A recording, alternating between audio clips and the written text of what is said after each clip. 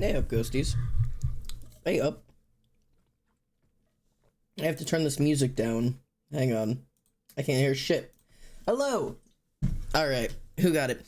Emily, congratulations on first, and thank you for the Spotify reminder. Completely ignored that. Let me do that now. Private session. Good. Okay. Anyways, Oblivion, hello. Tyrio, hello. Voracious, hello. Tech, good morning, gamer. Ark, hello. Hope you're well. Crystal, hello. The ghost in my room, hope you're doing well. Soot, I hope you're doing well. Hello, hello. How is everyone? Saucy Nuggets, hope you're well. Good day. Ollie, hello. How are you? I hope you're well. How are we all? Purple Sphinx, hope you're doing well. Hello, everybody. Sunny Mellow, hello. Photograph. Photographer Transmask. That's a first-time chatter. Welcome in, mate. Haven't seen you around here before. I hope you're doing well. Another Transmask in the pile of us. Tech, thank you for the 50 bits. Jesus. Father, I've started uni again. Get ready for me doing work every stream. Let's go. I hope break was good for you. Welcome back to the life of living hell. I hope you're doing well. And I hope my streams can do at least a little bit to help, take the focus off of the uni shit every once in a while. I'm gonna apologize up front. I'm eating dinner right now. But it's stream time. So we do be streaming, but I also do be eating. But also I do have announcements. So, you're just gonna have to live with, multiple things going on at the same time. Hello everybody, my name is Almost Sander and welcome home. How are we, motherfuckers? Hope we're doing well. What do you got? I've got a delicious dinner prepared for me by Emily because she's a chef and I am not. Wilbur, I'm turning your ass down. Get out of my ears. Emily made dinner tonight, so I have tilapia and green beans. I have like an actual din-din, like actual real din-din. I would give you some, but fuck you. It's my din-din, and Emily worked hard to make it, so I'm eating it. So it's like actually like a genuine dinner and not like boxed mac and cheese, and that's crazy to me, honestly, because I live off of boxed mac and cheese. So deal with it. Anyways, I don't know where the title of a stream sits, but wherever the title is, I'm not being haha joking. Do you guys remember, if, a while about, there it is, a while back, I told you that if I was ever going to a public event where other people would be invited to public events, that I would tell you about the public event in the off chance that you wanted to also attend the public event and run the off chance of meeting me. This is news to me. Xander, I will cry. I am going to a public event, which means by technicality, if you so choose to attend a said public event, you would have the chances of meeting me if you live in America and around the Chicago area. So Xander, I will cry. Down. It's okay. So I'm attending Anime Midwest this year. That's my big announcement. Am I invited? Of course you are. I'm attending what's called Anime Midwest. It is an anime convention that's held in Rosemont, Illinois, or right outside of Chicago, if you don't know where Rosemont is. It's not a super expensive convention if you do want to go. If you want to do the entire event, it gets a little more expensive because the hotels are a little pricey. But I think it's, if you buy tickets right now, it's literally $50 for all 3 days. So it's not expensive, but the actual, like, staying in the hotel for those nights can be a little bit more pricey. But I thought I would announce it at the very least, that I will be there, as well as Emily. She will also be there, as well as some other surprise guests that are also coming. But yeah, I don't live anywhere near Chicago. You seem like such a nice person too. Yeah, no, it's okay. And this is one of those things that, like, this isn't an actual meetup. I'm gonna set some, like, minor boundaries.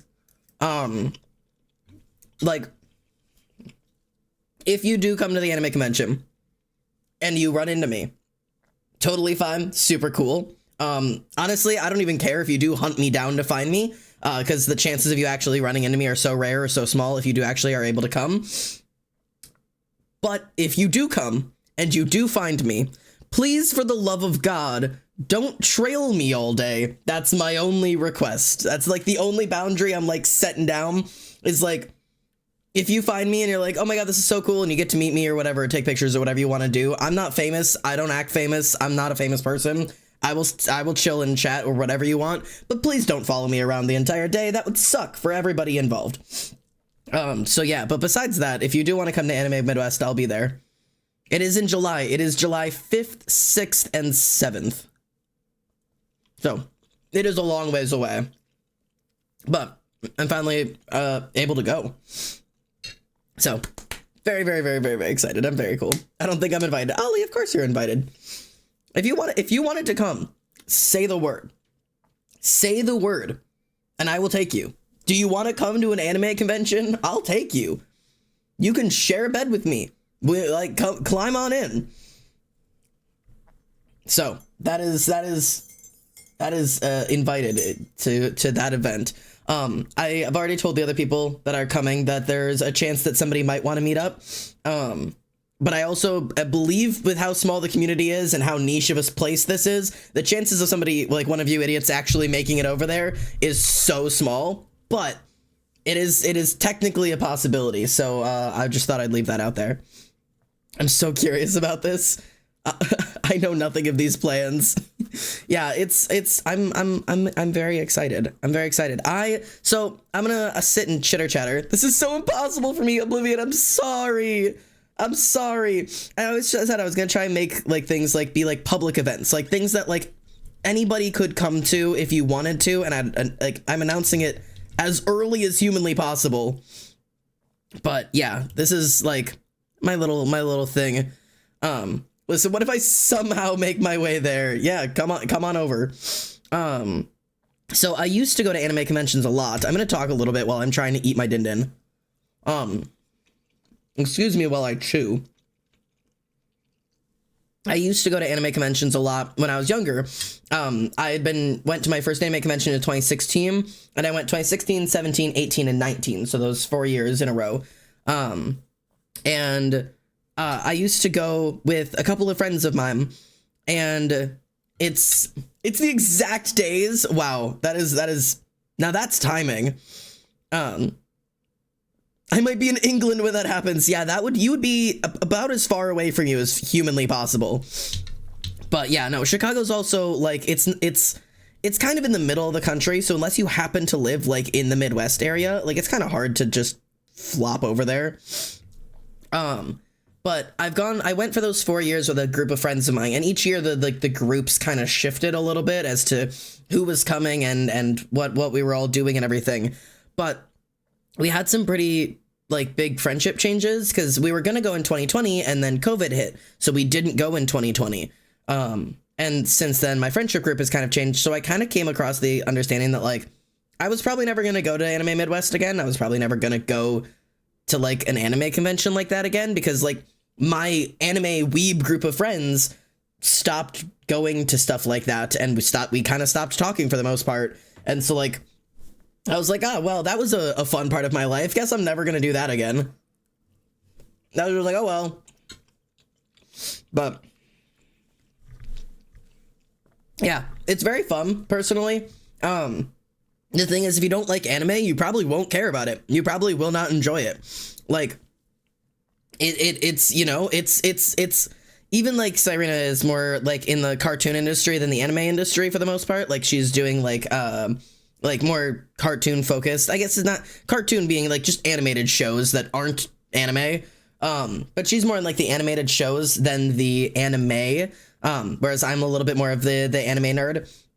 But like, so if you don't care about anime, especially like the popular anime at the time, there's not a whole lot to do there, because most of the shit is cosplay your anime character, buy merchandise of your anime characters, and then go to panels about your anime characters. I'm a big fan of also going to writing panels. They have a lot of writing panels at anime conventions, or at least that I've noticed. So I've always been a huge fan of being able to go and like learn a bit from like different writers, like published authors, and it's just a really cool thing. And then there's the Anime Con After Dark, everything from I think it's 11 p.m. to 3 a.m. Becomes 18 plus, so you have to carry your ID with you. And they have 18 plus panels, which are allowed to be a lot more, well, 18 plus. And then they also have like all the shows that I'm so excited to get to go to again. They have some awesome shows at the Anime Midwest. I will be attending all of them, regardless of who else wants to come with me. So I'm very excited. This is my little like hype thing that I like just found out. Now I'm like planning out my anime, like my cosplays, like what cosplays am I gonna do, and how am I gonna do them, and how am I gonna build them, and what am I gonna like. I think I have them planned But I was like, oh, I'm still a little torn on exactly what I'm going to do and when, but I'm fairly certain. I love anime. Anime is so cool. You're so real for that. I'm a big old anime nerd. My entire wall above me, like if I take my, hello, we're going on a trip here. That's all anime. And then all of this back here is all anime. And all of this over there is all anime. I've got like a little bit of an just like a minor interest in anime. Honestly, I need to redo my room though, because I'm not happy with it anymore. There's a lot of photos up here, specifically like above my camera, that don't really fit like what I'm interested in anymore. So I might need to do some redoing. Yeah, I have Ouran High School Host Club. It is, yeah, that's up there. The ones that are above me are Seven Deadly Sins, Black Butler, Soul Eater, Fruits Baskets, and Ouran High School Host Club. Those are the ones that are above this. Would the convention include manga? Yeah, no, the panels definitely include like any of the like anything anime, anything manga, and it also extends outside of that. There's usually panels and meetups for things like Marvel. Sometimes there's things for Star Wars. Like if they're like big name shit, sometimes they are also like there. But yeah. I'm a big French anime kind of dude and more like calm animes as well. I'm kind of all over the place. Like Fruits Basket and Ouran High School Host Club are definitely more of like the lighthearted, like almost slice of life kind of animes. Over there, I also have Haikyuu, Yuri on Ice, My Hero Academia. What else is up there? I think that's all of the ones that are over there. I don't know. I have a shit ton of shit. Fairy Tail is up there. But yeah, I'm a huge fan of quite a few different styles of anime, from like the more like the shoujin stuff to more of the like, I don't know. What's the opposite of calm, where they die repeatedly? That's the genre I like most. You know, Alex, I ain't surprised even a little bit. That swings your vibe. That makes sense. Have you seen Akamega Kill? Is that the one? Shout out to ReZero, by the way. There you go. Do you like Sailor Moon? I've actually never seen Sailor Moon. I'm a big fake. I'm a big loser. I'm a big liar. Most of your major mainstream animes that are like the check-off bases for things that everybody should have seen, I haven't seen. So I have seen Naruto. I did not watch Naruto Shippuden. I got 40 episodes in and got bored. And I never watched Boruto or whatever. But I watched all 266 episodes of Naruto, so I checked that one off. I have not watched Bleach. I'm not interested. I haven't watched One Punch. I'm not interested. I haven't watched Sailor Moon. I wasn't super interested. I haven't watched Cowboy Bebop. I haven't watched JoJo. I haven't, like, there's so many of like the big ones that everybody's like, you gotta watch it, and I just haven't seen them. Oh my god, The Promised Neverland is so good. Promised Neverland was crazy. Yeah, I was gonna say, you liked calm ones. You liked the first season of Promised Neverland. Got it. Second season disappointed me so much. It disappointed everybody. It's, yeah. I watched One Piece, and that's one of the super popular ones I've seen. Never watched One Piece, never been interested. I don't know. It's just like, there's some I don't care to watch. I love Promised Neverland. The first season was really fun. The first season of Promised Neverland was really fun. And then I don't know, honestly.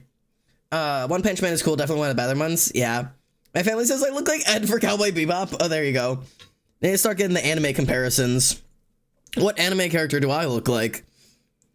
Up until the last episode of first season slayed. Second season was kind of cool, but just kept going downhill. Yeah, just the quality went downhill. I thought the twist was awesome. The quality, though, I don't know. But I thought it had good promise. Currently, my plans for the cosplays that I'm gonna do is I'm doing my second ever female cosplay. So I've been cosplaying since I was 14. I came out as trans as 18, right? And I've only played a female character once. Let's just check that in. And the only female character I've ever played was Grell Sutcliffe, which is a trans woman. So technically she gets fucking misgendered by the entire fandom. So it was like almost like I was playing a man, but I wasn't. I was playing a woman that everybody thinks is a man. So the only woman I've ever cosplayed was Grell Sutcliffe. So I will be playing my first actual what's the word for it? Not trans, cis. Wow, I blanked there. I'll be playing my first ever cis woman.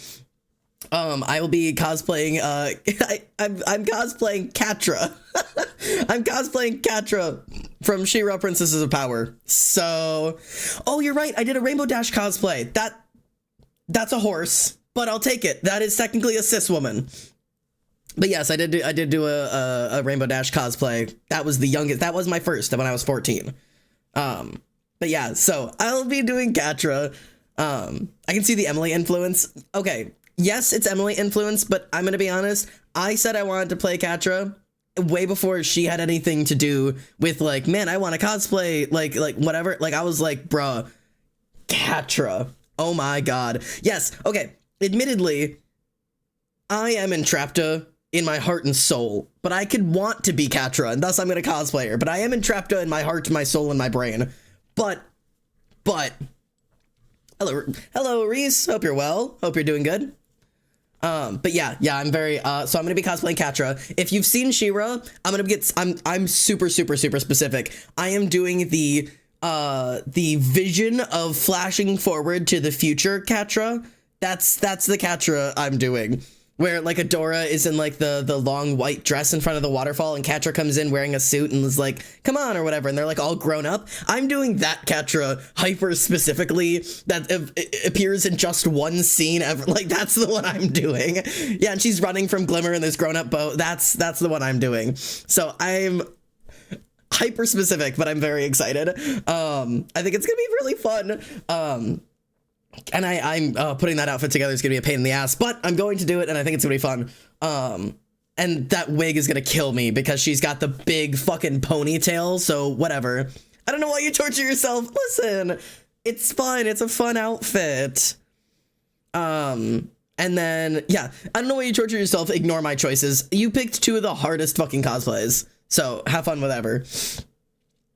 I haven't seen She-Ra in forever. I don't exactly remember. It's fantastic. Instead of me showing you a picture or you Googling it, you should just rewatch the entire show. That's my recommendation. But you could also Google it, but I recommend rewatching the entire show.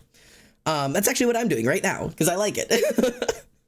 And then the other cosplay I'm doing is gonna be it's a dead cosplay from a dead fandom, and nobody knows it, but I'm going as Yato from Noragami because I really like Noragami, and I'm reading the manga right now because I watched the anime and now I'm reading the manga, so I'm gonna go as Yato Yagami, and I think it's gonna be fun.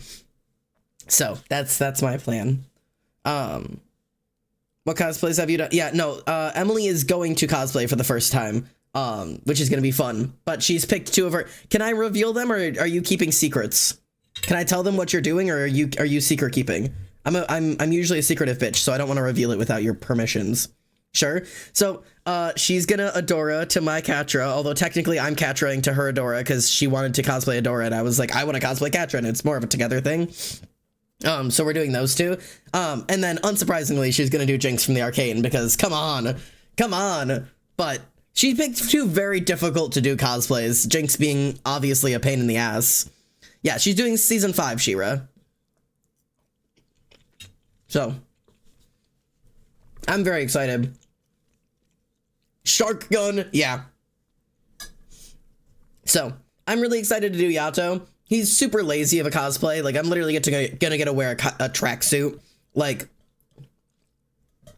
Xander B. Luncheon. Listen, I've got to eat dinner, bro. That's why we're chatting right now. It's because I haven't had dinner yet today, and Emily was so kind as to make me dinner. So I'm gonna sit here and eat my dinner and talk about anime until I'm done with Din Din.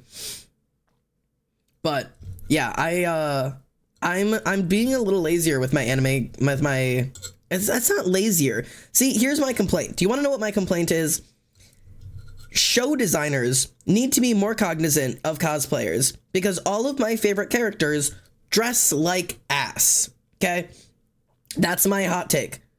What shows do I like? All of the characters stupid as fuck looking. They all look stupid as fuck. Man, I liked Oran High School Host Club. Would I ever cosplay those blue suited idiots? No. Fucking no. I loved Kyo from Fruits Basket. Am I gonna put on his fucking camo fucking pants, or his fucking his oversized pants and his tiny little fucking shirt and an orange wig? No. Lazy. Stupid. Yeah, we'll be drawing soon. I guess we can switch over to just chatting. I'll switch over for now. Boop.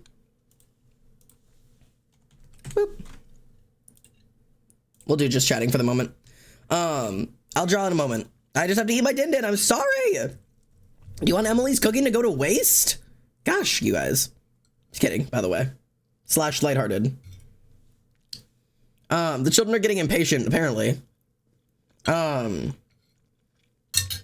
yeah, I don't know. I'm trying to think of, like, what am I cosplay Aizawa? I'm gonna put on a black shirt and a black pair of pants. I've already cosplayed Aizawa. Let me pull up. Let me park the boat. Let me pull up my fucking old cosplays. I've shown my old cosplays before, so I'm not gonna go over all of them.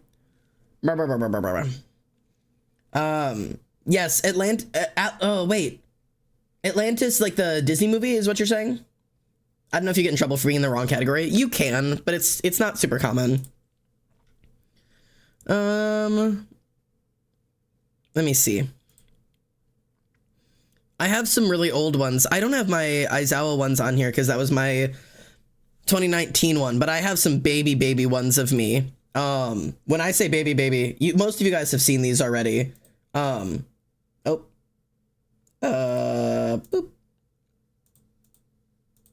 Yeah, when I say baby, I mean like baby me cosplaying Rainbow Dash, because man, oh man, that's a 14-year-old. I'm doing my best. I might have been 15 by this time, actually. Now that I think about it, with this house, I might have been 15 already. But this is that's a super old one. That's my first cosplay. And I followed that abruptly with the stupidest outfit I've ever worn outside, because this thing did not fit me. Welcome to The Undertaker from Black Butler. This outfit was so big on me. Peep the fucking Converse on the bottom. But I was super happy with the little outfit, my little fucking nails and everything. I thought I was very cute.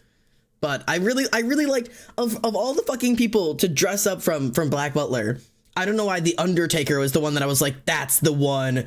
That's who I'm gonna cosplay. I wish I would have kept this cosplay for years later, but I didn't. I ended up getting rid of it, and I'm so mad at myself for it.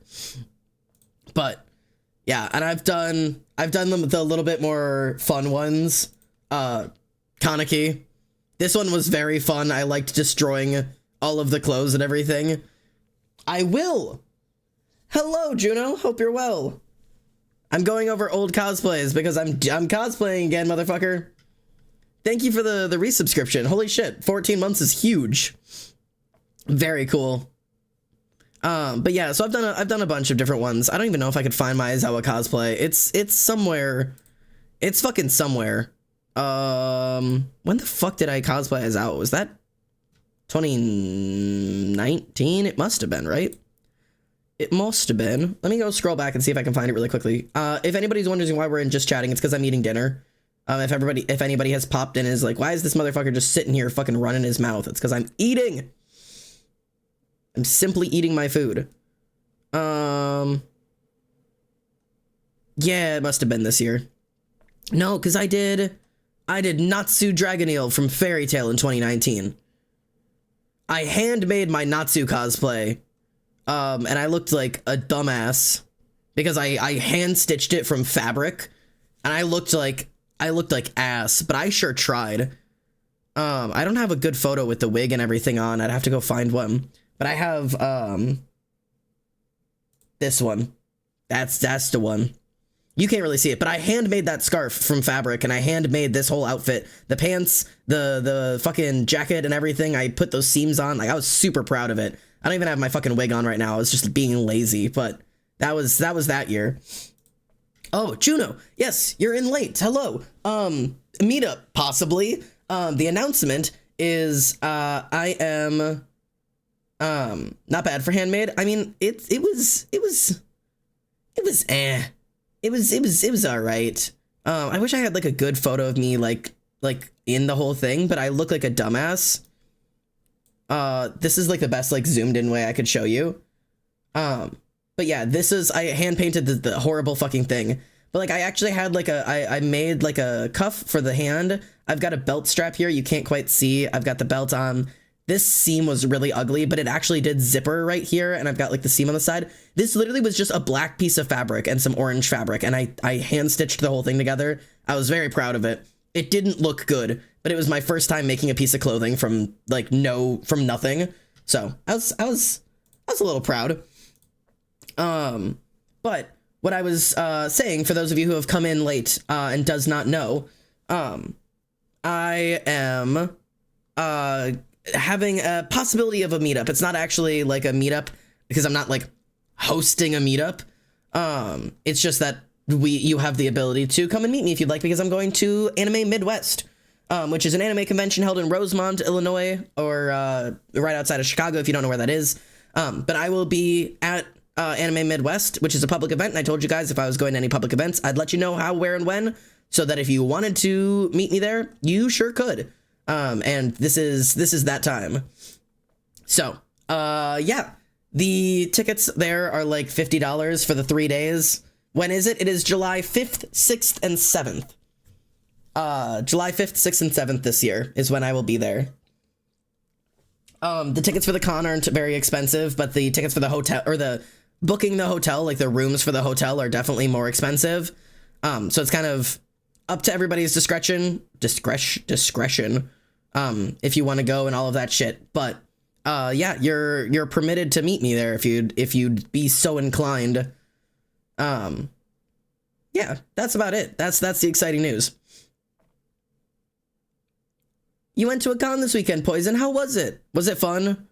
I'm very excited to be going to another con. I found my other cosplays. Let me see if I can get you a picture of me with them. I have fucking old ass images. Let me see if I can find them. God, I don't have like any good photos from these days. Because I did the convention with my friend and she took all of her pictures. So I don't have a lot of good photographs from then. Yeah, I don't have like any good photos of my Aizawa cosplay besides like this. This. Anyways, this was a thing. But yeah, this was me cosplaying Slut Aizawa because I thought it was fun. But it was definitely a look. Nothing like Slut Zawa. But that was my little Aizawa cosplay, and I have a Dabi cosplay too, but I don't have a good photo of it. Like at all. I don't have like any good photos of me in that outfit. They're all in my fucking cell phone, and I don't have them on here. So one of these days I'll like go save like all the photos from it and be able to show you guys, but those are all buried somewhere. Any hoodles. Yeah. So the shoes, yeah, I was wearing my fucking demonios. They were very fun to run around in. So, not Gary, not the Gary, no Dobie, no Dobie. I promise I'm almost done eating. Let me just eat my green beans, okay? Gary Porter. No Harry Potter characters. Not here. I'm sorry. Oh. I dropped my green bean. No, I did Dabi. Dabi is in like the anime Midwest, not anime Midwest. The My Hero Academia. My God, I can't fucking speak. I could find an old photo of it somewhere. I have made astounding progress on my stupid armor I have to do. Don't do armored cosplays, kids. How's it going over there? Is it going well for you? You said you've made amazing progress. I can't tell if that was sarcasm or if you've actually made amazing progress. The world may never know. I'm trying to find my Dabi cosplay so I could show you guys, but I don't know where it is. I know it was right after I shaved my head. I like shaved my head, went to Mexico, and then went to an anime convention. I don't have security problems. Shut up, computer. I've done nothing? Okay. The blue hair daddy issues guy, Juno. Yeah, that's the one. I've never done cosplay, but I've done Halloween costumes of characters, which is, yeah, that's basically cosplay. If you are putting in genuine effort to an outfit that you are going to wear of an anime character, it's cosplay. Or a comic character, that's cosplay. The difference between a costume and cosplay is the amount of effort that you put into it and why you're doing it. There's like different pieces to it. But I did find my these are fucking creepy ass photos. This is gonna be hard to show on screen. Yeah, that was my Aizawa cosplay. That is a hard photo to show. Those contacts were fucking wild. This doesn't focus very. Wait. No. Anyways, yeah, that's the one. But that was my Aizawa cosplay, and then my Dabi cosplay was a whole adventure. I did several versions of my Dabi cosplay. I did do like the actual one. Hang on, let me hold my phone from behind so that it doesn't focus on my fingers. It tries to so hard to focus, but yeah. So that was my Dabi. That running around like that was the fucking actual worst because oh my god, the makeup. But this was the Dabi cosplay I did, and then I also took the wig off just to do like a fun alt version, and I was running around like this for the day, and that was also very fun. Definitely very different and not exactly like accurate, but like I had a good time. I was just here to have fun. There you go. Look, it's clear. You can see it. But yeah, so that was fun. So that was about all. I've always told people I've cosplayed Nathan Drake when it was just a Halloween costume when I was 13, but cosplay makes it sound cooler. I mean, it's you put effort into it, so I feel like it counts. Like cosplay is something that's in your heart, you know. I feel like costuming, like it's I think it's a you know what I mean. A costume is like I'm dressing up as something. A cosplay is like I've become this character. Ah, yeah, but have you played Amori? I have not. Is it highly recommended? I don't play a whole lot of games anymore, guys. I should play more games. Like, I keep going between, like, I don't want a game on stream, and I'm sick of doing art on stream. And so I keep, like, flying between those two. Yeah, Ark saying I've cosplayed a Twitch chat before. That being a thing from, like, starting from, like, the Dream SMP is so funny to me. Where, like, being a Twitch chat, like, the Twitch chat is a character. Alright. I've dinnered. I will clean that up when I'm done. Hydrate? I will, since I've just finished my dinner. I will also stretch. Twitch chat being characters, hello? Yeah, it's cool. Break some bones? Alright, since it was specifically requested, I will break some bones. If you do not like the sound of bones cracking, I'm going to crack my fingers directly into the microphone. When I'm done, I will hold both of my hands up so that you know to unmute. Fingers warning in the chat. I'm going to break my fingers now, okay? If you don't like it, mute. I'll put both my hands up when we're done. Ready? Okay? Okay? Okay? Okay? Okay.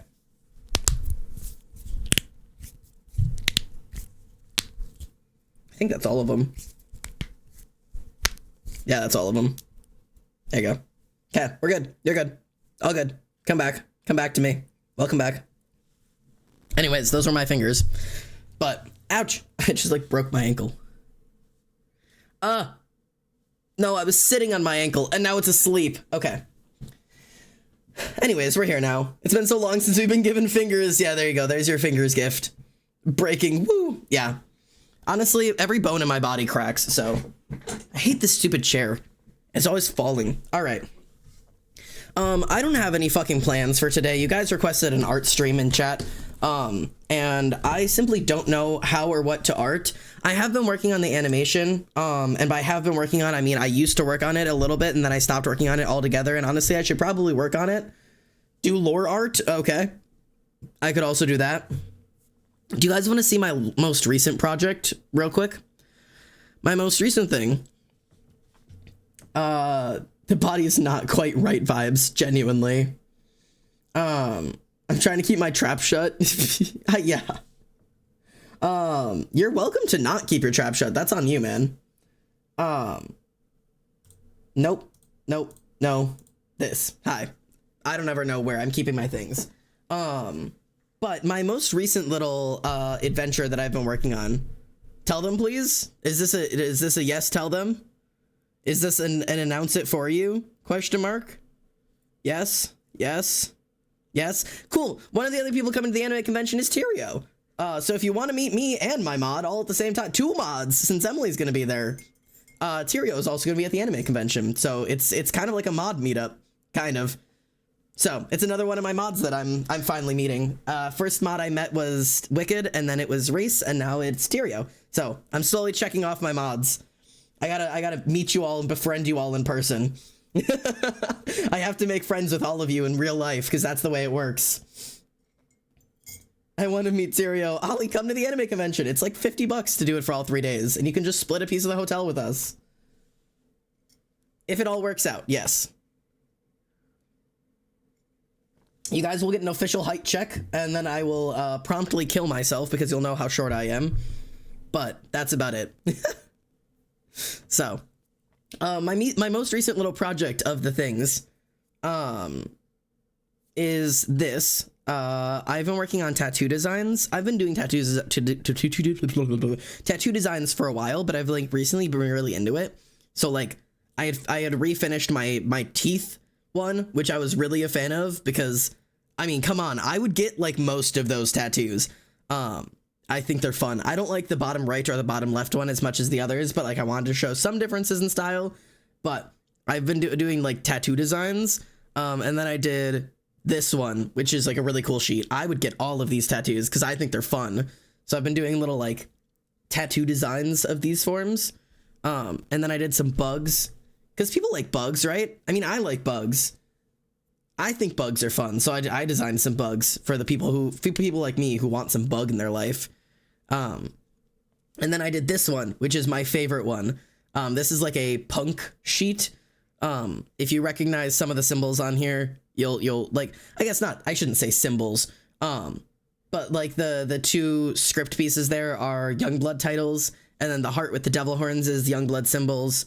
But it's just kind of like a punk like esque thing. And I'm actually going to hang on. I've made it into an actual stencil. So I've like done it by hand now here, so you can see it. I've actually drawn it 4 times for this, because it stencils through. So I made it into a stencil, and Emily has borrowed me fake skin and an old tattoo machine, and I'm gonna learn how to tattoo because this is cool. Gotta go for dinner. Enjoy your dinner. So yeah, that's been the little game I've been playing recently, has been playing around with tattoos and shit, because I think they're fun. But yeah, any hoodles. Ollie requested I do lore art. I've been like kind of working on that one lore art piece, and then I stopped working on it. I can try to work on it again. I'm just so bad at this. This was the lore art piece that I had been working on. I can try to work on this. I don't know how I'm gonna do, but I'm gonna do my darndest. But this is a man, oh man, I don't know. I do not know how to draw some days, but I'm gonna damn try. Was I doing this with the right? What pens was I using? Because I've really been drawn with this recently. Is this the pen I was using? Looks like it was. Okay. I need to stop with this sketchy shit where I draw my lines like this. It's not good for anybody here. But anyways, I'm excited for the cosplay. I'm excited to cosplay my stupid little Yato god. I think it's gonna be fun. I'm excited to just get together with my friends and do an anime convention again.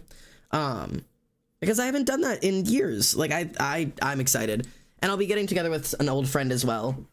Old friends, new friends, we're all coming together. Old friends, new friends, and new friends. So I'm definitely a little nervous, but I'm very excited.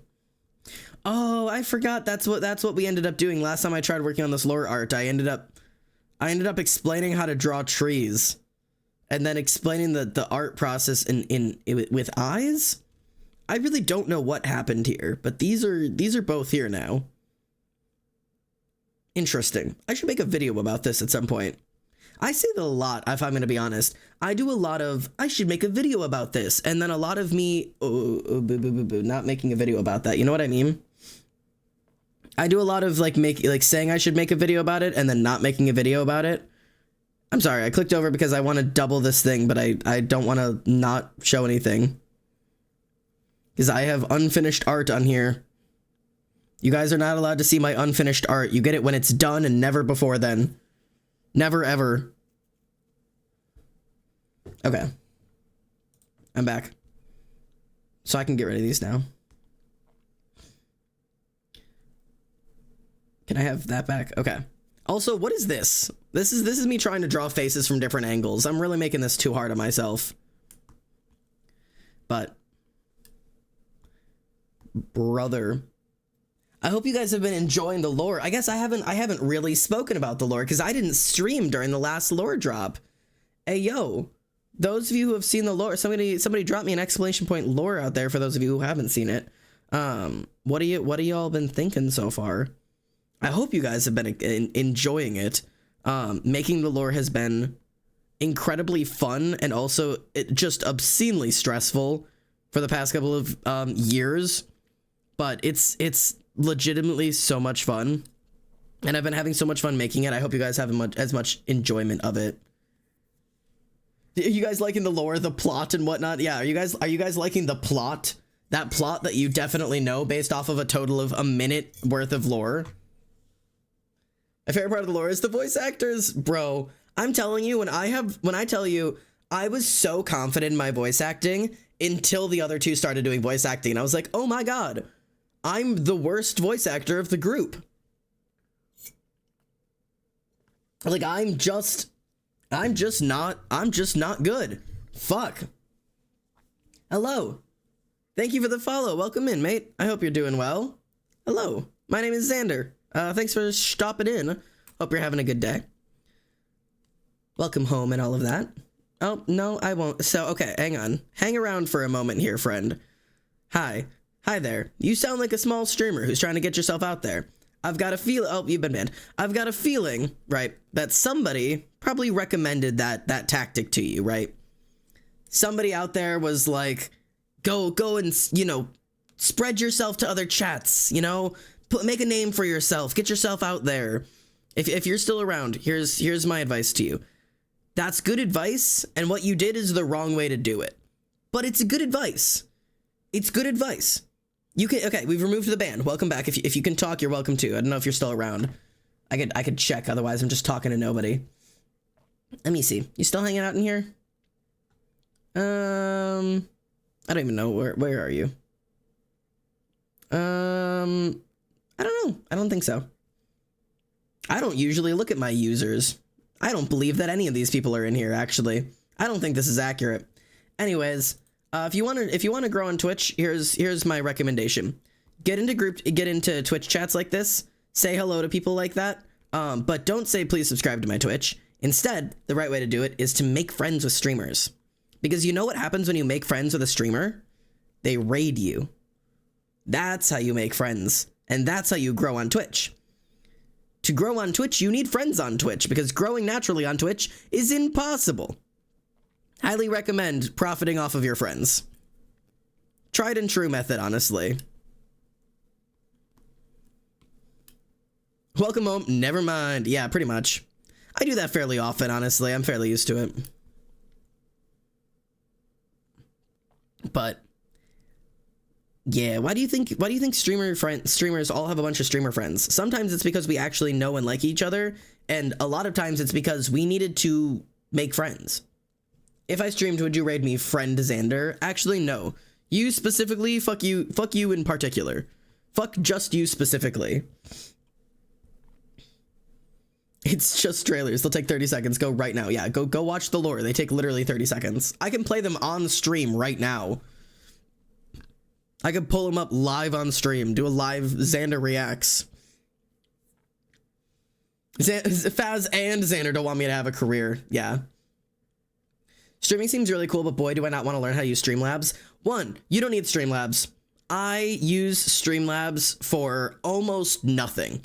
And I mean, like, genuinely almost nothing. Streamlabs, not that hard to learn. Stream Elements, also not that hard to learn. They both just suck. You set them up once, and unless you want to change settings, you never touch them again. What you need to know how to use is OBS, or Streamlabs OBS if you want to go that way. I highly recommend, if you want to do streaming for any period of time, just commit and get OBS. It's free and it works better in my general experience. But yeah, this is it's just the better way to go if you're just going to be doing it long term, because OBS can grow with you and Slobs has like a cutoff of like where it stops being useful. OBS does take a little bit more time to learn, but if you are willing to find a friend to teach you, it's not that hard. But I genuinely do recommend analyzing what you actually want out of life, which sounds dramatic, but you guys know my take on this. I used to be one of those bitches that was like, if you want to be a streamer, go be a streamer. Nothing is stopping you. Download OBS, go live from your phone, go live from your iPad, go live for the first time with no microphone and just do it. And now I'm like, rethink your entire life process. Is this actually what you want?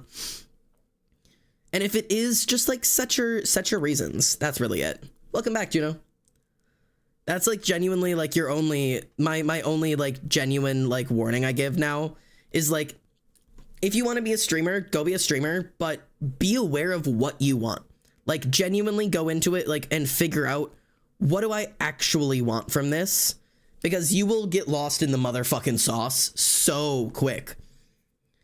It is such a bad grind set. Twitch is a toxic community. Yeah, stream after getting home early from work one day and then regret your life choices for 2 years.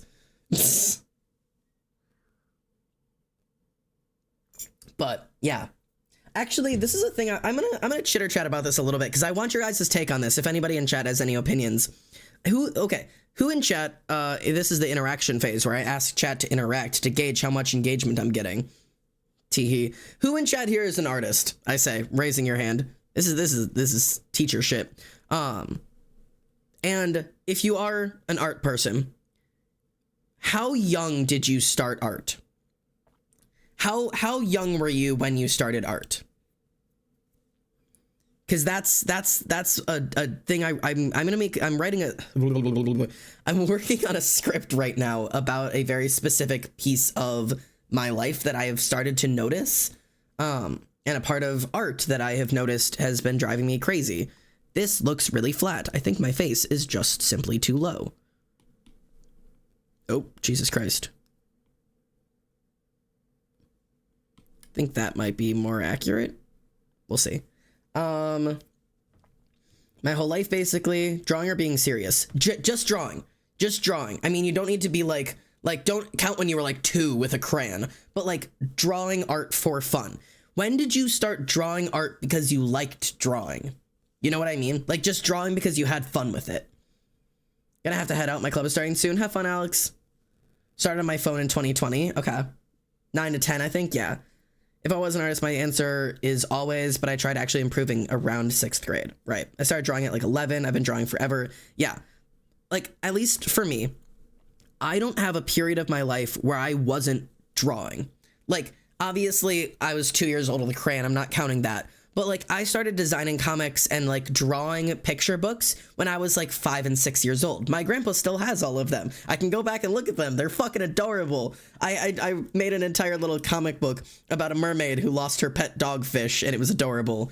But so like there's not a part of my life where I haven't been doing art. It is literally something I have been doing my entire life. Like there was never like I picked up drawing or I decided I want to start drawing. It was just always a piece of me, right? And I think a lot of artists will mimic that feeling of like, it's always been there. But then like you cross a threshold where you realize that your art isn't what you want it to be. And thus I want to improve. Right. That was like one of those things. But so like there's like this moment where you say like, when did you start doing art? And you either say, I've been doing it my entire life, or, you know, I started really doing art when I was. And here's my second question for you.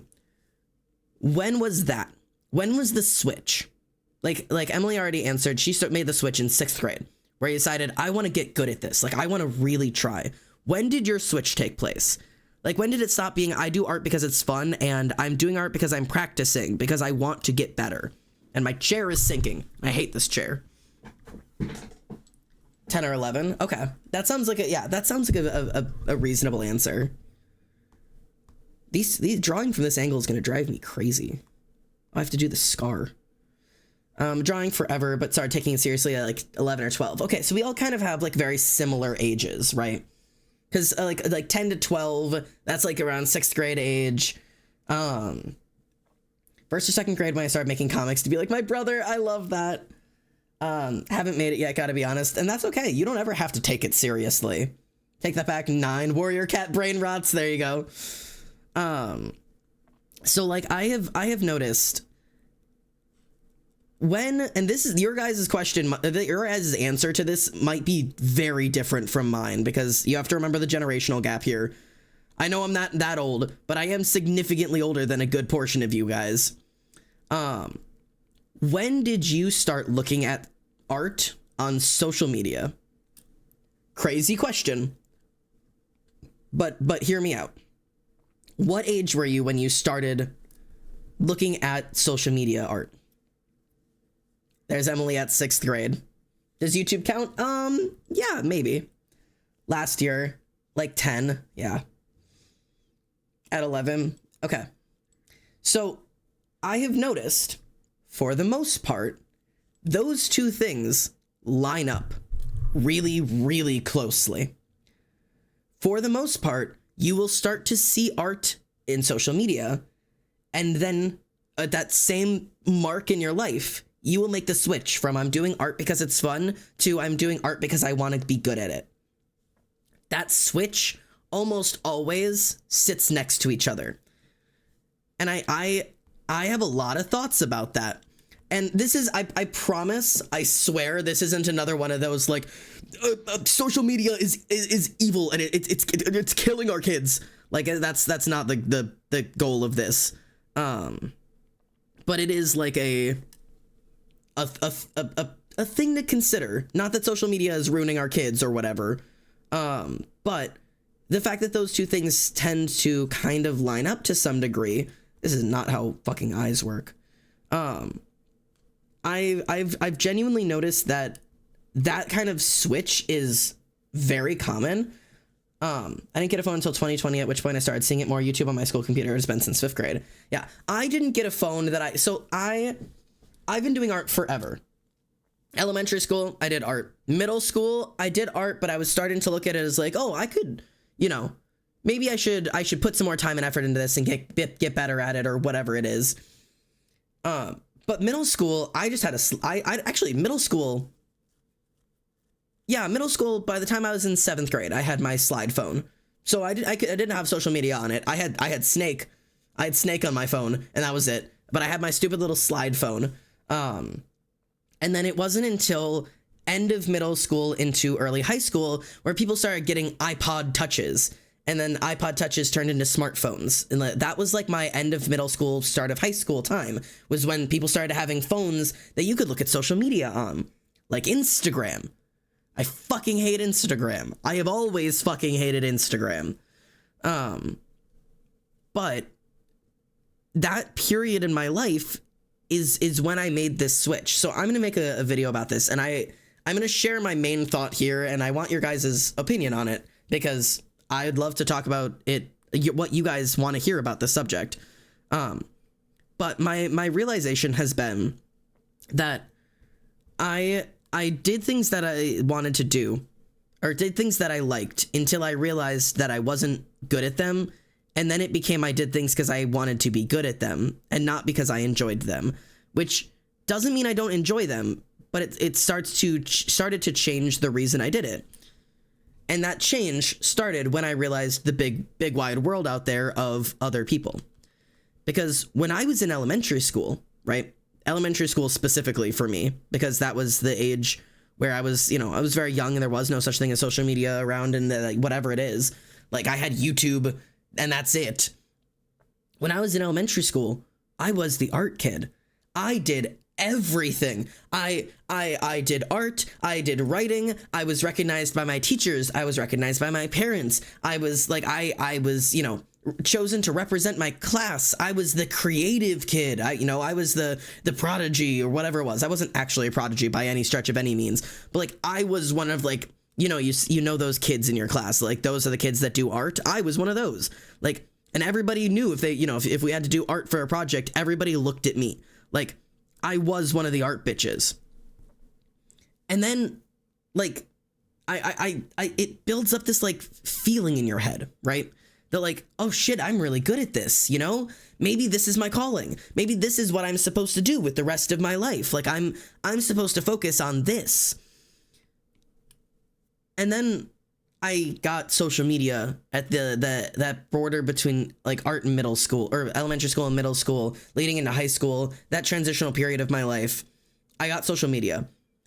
And in comparison to all of the people in my elementary school class, I was the best artist anybody had ever seen. I was the next Leonardo da Vinci. I was the next Leonardo DiCaprio. I was the next Leonardo, the fucking Ninja Turtle. Like, I was the shit, man. But compared to the rest of the world, the rest of the group of people who called themselves artist or writer or animator or, the people who wore the titles I was trying to wear, I wasn't shit. I wasn't just average. I wasn't just mediocre. I was straight up bad. Like, straight up just bad at it. And that's what blew my mind. And obviously that leads into the rest of me focusing on trying to improve my art for the rest of my life, which is like a noble cause that all of us, strive to be better at our art. And that's normal to some degree, and striving to be better is kind of like a major part of life. But it is insane when you start to realize that like kids now, and again, I don't want to sound like a fucking boomer, but kids get exposed to that younger and younger. And I think it's just, it sucks. It's like, it's genuinely a shame because like I developed a love for art before I developed the reasoning that I was bad at art. So I already had this stable build of I love art that was able to withstand the blow of, hey, you're really bad at it. Like, if I hadn't already been in love with making and doing art, hitting social media and Googling artists and seeing what other people were actually making and getting hit with the realization of like, hey, you're bad at this. Not even mediocre, you're straight up bad. Like, that would have destroyed me. I would have been done making art when I was like 7 if I had social media when I was 7. And again, this isn't me being like, brr, brr, brr, brr, social media bad, fucking get rid of it. This is just me saying that like, I wouldn't have survived as an art kid if I was a kid alive now. Like if I was growing up in this day and age, I wouldn't have made it, man. I'm not built for that. I ain't built for that. I'm not. Like, and I can withstand criticism a lot better now as an adult, but like, oh my God, I can't fathom being like a teenage artist and posting your art on social media right now. Like, you post one wrong thing on TikTok and the entire world fucking hates you. Like, it's not even just like, hey, that art's not good. It's they fucking hate you. It's a sin that you even considered making art ever.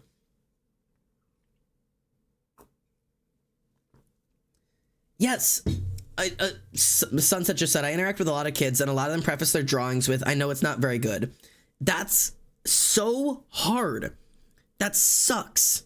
Because, like, even if they're not, from an objective standpoint, even if they genuinely are not very good, they don't have any confidence in themselves because they're comparing themselves to the universe instead of their community. A bunch of 5th graders should be comparing themselves to the 5th graders around themselves, not the 19-year-old publishing art on Instagram and being like, just a quick sketch, guys. Bullshit, it's just a quick sketch. You worked on that for 4 hours and lied about it, and I know. Like, that's what's crazy. Like, that shit, like, it's obscene. Like, it's all bullshit. And I didn't even realize it much as, like, a fucking, like, growing up. I didn't realize how much it's genuinely all bullshit. Everything you see online is fake. And I know our parents all told us that growing up. And maybe your guys' parents didn't.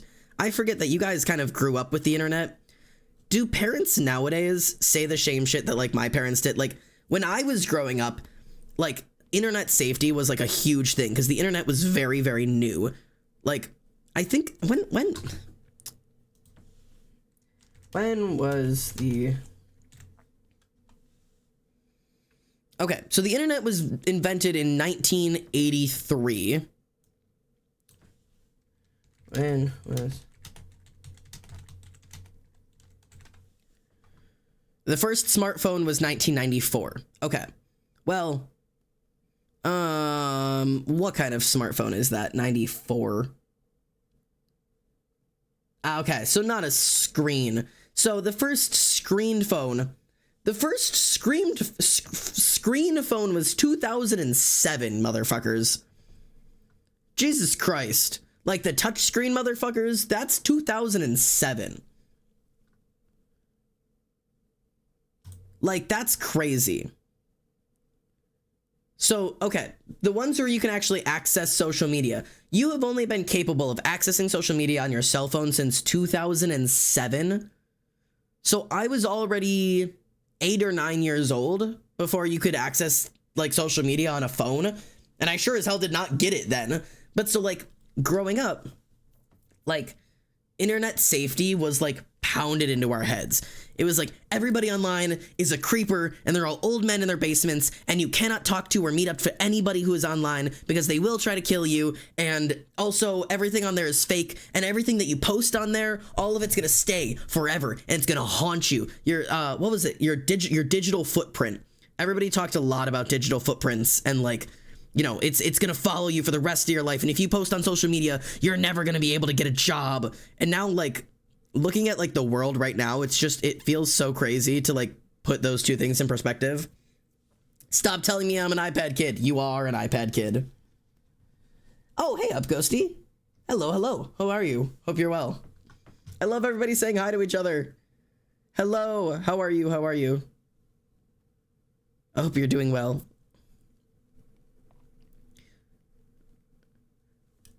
I'm doing them arts today. I don't like this face. I'm gonna end up getting rid of it. I feel like the angle isn't correct. I don't think it is. I'm gonna have to fucking redo it at some point. But it's fine. We're working with it. Did that in school, but my parents never really said much about it. We had presentations in the library at least once a year about that. Yeah, it's wild. Don't it have changes on the internet. Meanwhile, the stream title, no, for real. But like, I as an adult now, like the internet is how I make my friends. Like that's where I meet people. Like, if anything, I'm the creepy old man in his basement at this point. I've made that joke several times because I was actually a dude living in my mother's basement for like 2 months between moves. So, like, you know, I feel like I guess I technically qualify as the stereotype. I had that drilled into me, then again, I was homeschooled, yeah. My ex-friend had full internet access as a young child and it messed her up. Yeah, and even the amount of access I had to the internet growing up, I still think was too much access. I mean, I don't know if anybody here is my age or knows what this is, and if you don't go looking for it. But if anybody else knows what running the gauntlet is, you know I've had too much internet access, and also so have you. Like, it's one of those things that, like, the internet is not something that is supposed to be, like, freely explored by kids. And I'm not one of those people who advocate for, like, your children should have 0 screen time and should not be allowed on the internet at all. Personally, I think some kids aren't socialized properly on the internet. Like, you need to teach your kids some level of internet literacy because they're going to need it for the rest of their lives. Like, you can't raise a kid in this generation and expect that you can just, you know, not teach them the way that the internet works and that they're somehow going to be okay. They're not. They need to know how to work social media. They need to know how to Google shit. They need to be media literate because you are going to need it for the rest of your life. So, like, raising your kid 100% screen free until they're like 15 is irresponsible. You're not teaching them the skills that they need. Yes, they need to know how to change a tire. Yes, they need to know how to fucking, God, I don't know. They need to know how to cook. They need to know how to fucking run a laundry machine. Yes, all of that is true. But they also need to know how to send an email. That is a vital skill nowadays. For once, I'm going to listen and not look that up. I'm so glad you did, because I'm for real about it. My parents say, how are they your friends if you haven't met them? Yeah, most parents were grown in the age where that is true. You know, my parents are young and they still have that same opinion. Yeah. I feel like instead of teaching children to avoid things, people just need to teach people how to spot red flags and keep themselves safe and navigate to avoid things they don't want to see. Yeah. Otherwise, we're going to end up with a generation of kids. If we're trying to raise them internet free, you're going to end up with a generation of kids that's no better than the fucking boomers right now that don't know not to click on a fucking phishing email and then get a fucking virus on their goddamn phones because they don't know that a fucking Arabian prince isn't trying to sell them $1 million.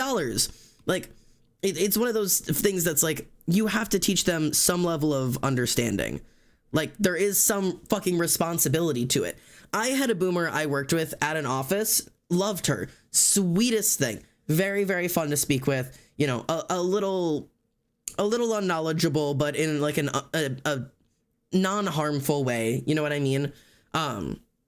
She had a lot of questions about the whole trans situation, and I answered them all, and she was very confused, but very interested in learning, and so, like, it was like one of those things that, like, you know, she was, you know, unknowing but kind. And she clicked on an email, or actually, no, it was a news article. Sorry. She clicked on a news article while at work and downloaded a virus onto a computer that held medical records. Like, that's so dangerous just because you don't know what a phishing scam is or not to click on random links. Like, and the computer started yelling at her, like screaming at her of, like, you know, like, it actually said like a virus has been downloaded onto this computer. Like, there was a banner across the screen and it's flashing and her computer speakers are talking and saying, like, you know, a virus has been downloaded onto the computer. Do not turn off or stop the computer. Call IT immediately. And I'm like, Chris, you need to turn the computer off. She's like, no, it says not to turn the computer off. I have to call IT. And I was like, no, you need to turn it off. That's the virus telling you not to turn the computer off, not a safety mechanism that the computer has built in. Turn the computer off. And she's like, no, I gotta do what IT, whatever. I was like, oh my God, please. And so she did. She let it just sit there and scream while she called IT. And IT was like, so what's on the screen? She's like, well, it's telling me to do this. And it's like, unplug the computer. And she's like, what do you mean? The IT was like, unplug the computer. And she like, I was like, oh my God, please. How come every stream your hair is a different color? It's not, it's still green. We're green. See? Nothing's changed. Nothing's changed today. It's just grown out and faded right now. Unless the last time you were here, Rat, was when I was blonde, in which case, oopsies. Yeah, it was blonde last time. Hi, sorry, I got bored, now my hair is green. I had a mental breakdown early in the morning, and now I've got my side shaves back again. So, they were always there, but they were really faded, so they're back now. And I've got the bangs back. Already, I need a trim. Look how long these motherfuckers are. When I cut them, they were like here. Why? I have simply too much hair. But I'm living my best life here. Lost in a daydream. What have I missed? Just me having mental breakdowns. Honestly, nothing new. But yeah, I don't know. Shit's crazy out there, man. Also, if a virus ever tells you not to turn off your computer, just unplug it. A virus cannot do anything if your computer is turned off. If you develop a virus of any form, shut your fucking computer off. Speaking of your hair, I love it. Thank you. It's definitely something. I've got the 2 layers right now, and I've got, I don't know if you can see them well right now. Let me see if I can find them. I'm going digging for gold in here. I've got the dual braids, which are really short right now because I actually did them too high up this shower, so I need to redo them. Normally they're way, way lower down, but I accidentally did them like way too high up in my hair. But they're there. They're just tucked away at the moment because I made them too short. Oh my God, Mystic! Hello! First of all, how are you? Been a minute. Secondly, what's up? Hope you're doing well. Thank you for the raid. How was stream? Hope you're fucking kicking it. When I was younger and downloading SimCC, I had pop-ups that like screamed at me and I would just panic close the tab and it seemed to work. Yeah. You gotta do the slash now instead of the exclamation point. The fucking what do you call it? Twitch updated its fucking commands, so now it's a slash. Apologies. But hello, how we doing? Good. How are you? I hope you're super well. How was stream? How's the vibe over there? Hope Twitch was hope Twitch was treating you well. Fuck me, I can't speak today, boys. But hope you're rocking over there. I'm over here trying to figure out how to draw my own damn character, who I draw different every time I draw him because I don't know what he fucking looks like ever. I've never once drawed this motherfucker consistent. I just know I've got rips in my genes or something like that. I need to have like fucking references up for my own goddamn characters sometimes. I just straight up don't know what anything is ever. I have to go get a fucking reference. Any other artists out there need references for their own fucking characters every time they draw them, or is this just a me thing? Is this a me problem? I can't tell. Okay, this should be. See, I'm doing the right thing. I'm not crazy. I just change it every time. No, for real. I'm good. It's been a hot minute. It's been forever. I hope you are doing well, not just like Twitch and streaming and all that good shit, but like I hope you're well. I haven't seen you in forever. Yeah. Yes. Okay. So everybody's with me. So it's not just me. I always feel like I'm like a bad artist because like I don't remember what my own fucking characters look like. So many people are like, oh my god, I can just like, you know, I've got my characters memorized because I know everything about them. It's like I don't know anything. I don't know a goddamn thing. The rips on Xander's pants have not been consistent once ever in my entire life. I've never once made them consistent. Fuck consistency and fuck these pants. I'm trying to do like the bump that you have in jeans because this motherfucker just wears fucking jeans. Because then there would technically be a seam here too. And there would be a fucking seam here too. Because this dude just wears fucking jeans like a loser. The only characters I don't need refs for are my Sona and the frickin' Warriors cats. There you go. I make comics character consistencies my only skill. Hey, it's a good skill to have. If you're gonna have a skill, that's a good skill to have. I don't have that skill, but that's okay. I instead am just simply doing my best. I've changed his characters, so I wear jeans. Hey, I'm not insulting a good pair of jeans. Jeans are a good outfit. They're not usually like, I feel like, okay, this is a take that this chair is driving me crazy today. I apologize for fucking driving myself nuts.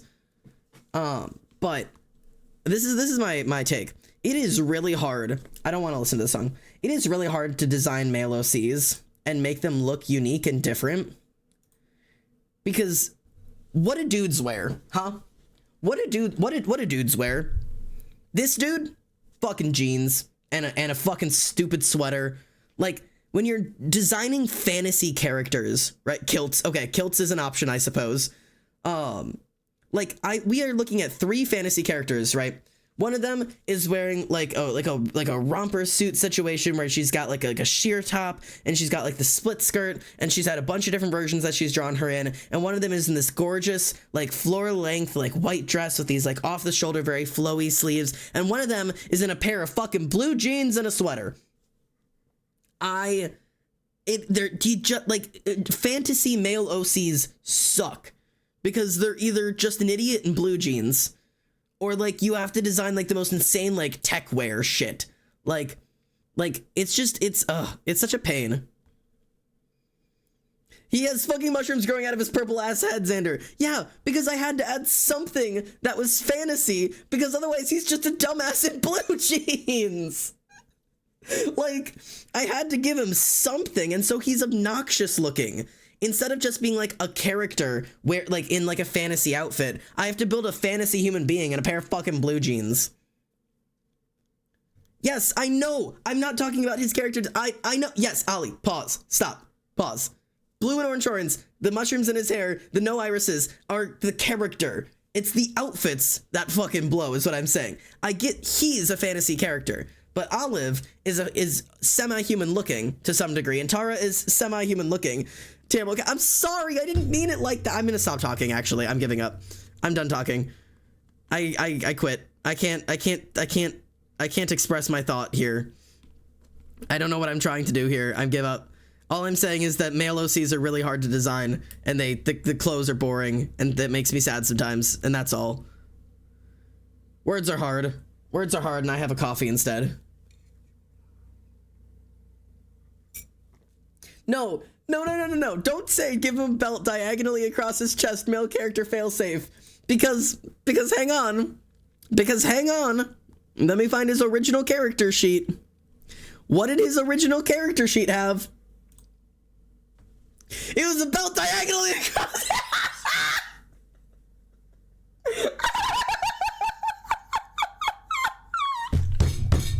Stop, you're so on the nose. Please. Come on, man. Come on, give me a break. Give me a break. Come on. This is bullshit.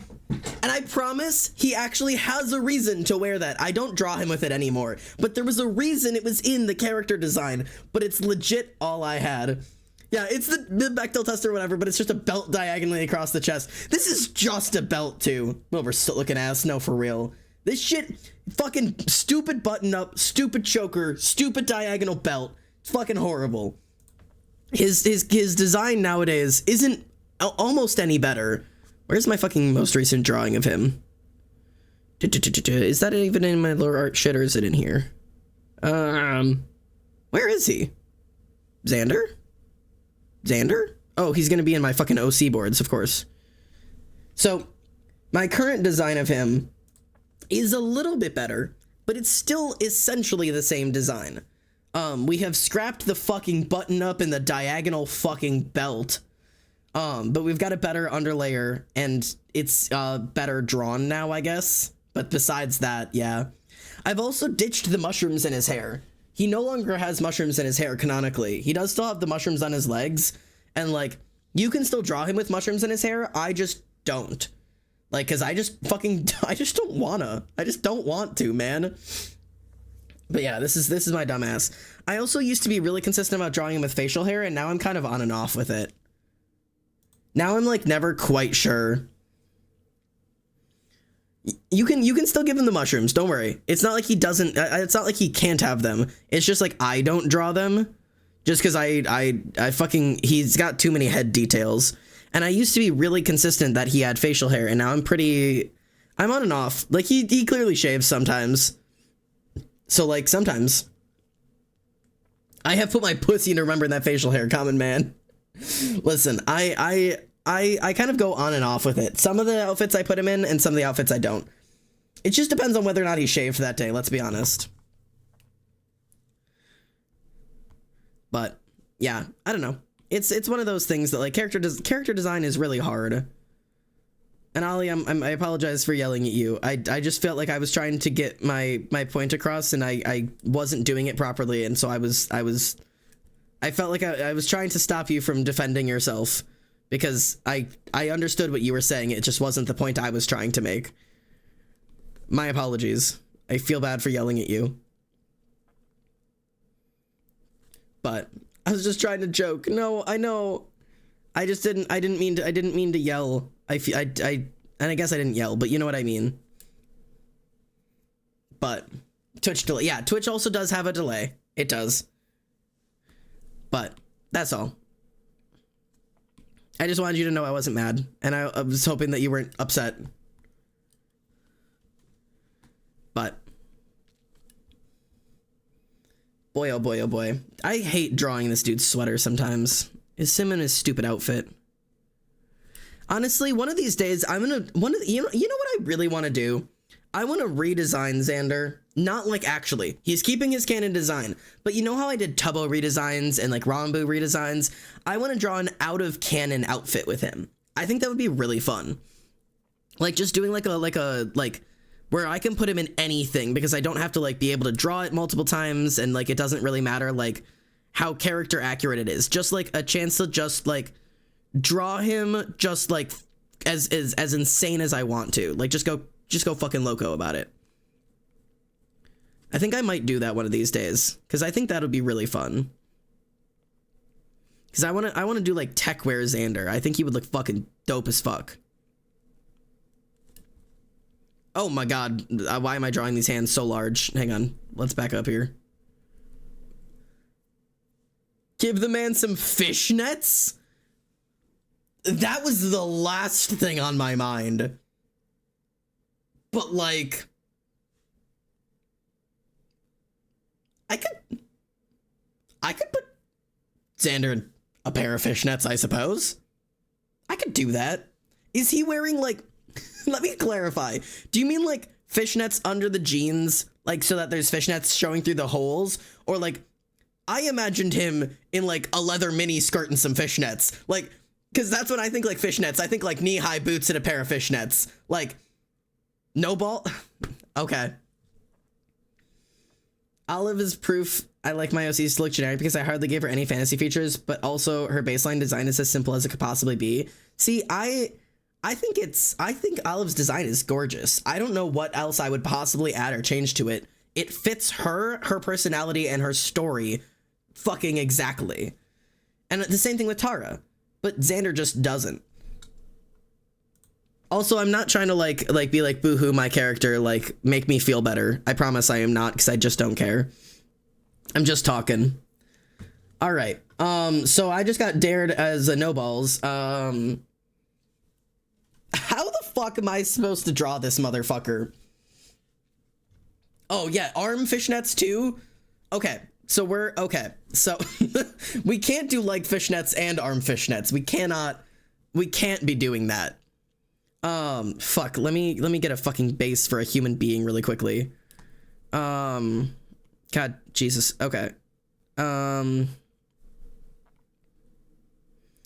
What do fucking human beings look like? I'm gonna do like the sassiest motherfucking pose. We're gonna do absolute fucking sass here. We're gonna do like maybe I do like one arm down, one arm like here. Like we'll do like, it'd be like, you know what I mean, like an arm, and then this will be like somebody people want. Okay, like that, and then we'll do like we'll do like ba-bump ba-bump. Do you know what I mean? Like this will be the pose. Is this a doable pose? This is like the most like basic pose I could think of. Beep beep beep beep beep beep beep beep beep beep beep beep. That's kind of what a foot looks like, but not really, honestly. That's not really what a foot looks like, but it's close enough to the concept of a foot.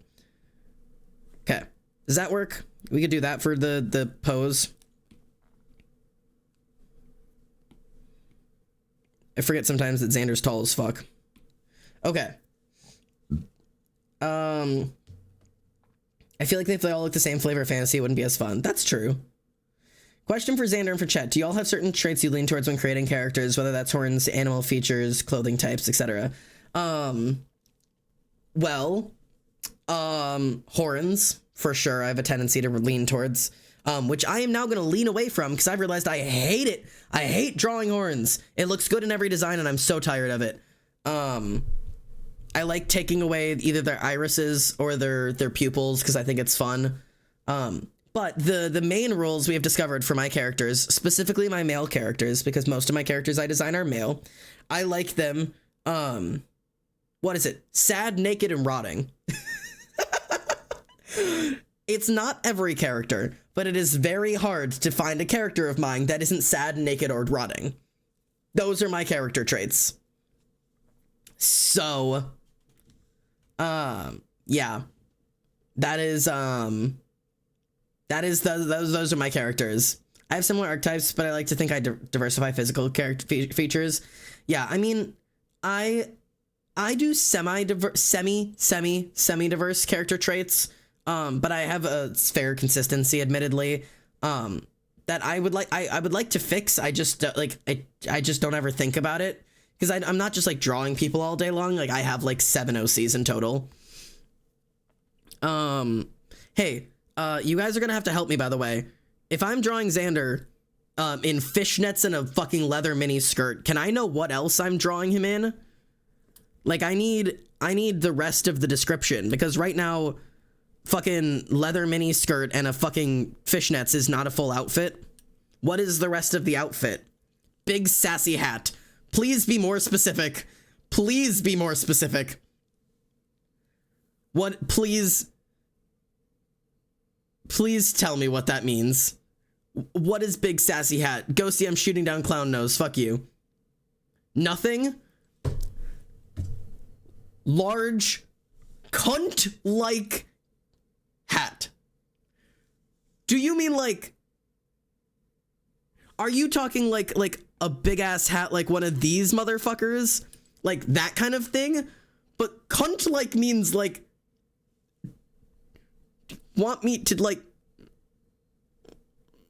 Like, what do you want me to fucking... A vagina? What do you want? Yes? Okay, so you do want the fucking... Like, one of these motherfuckers.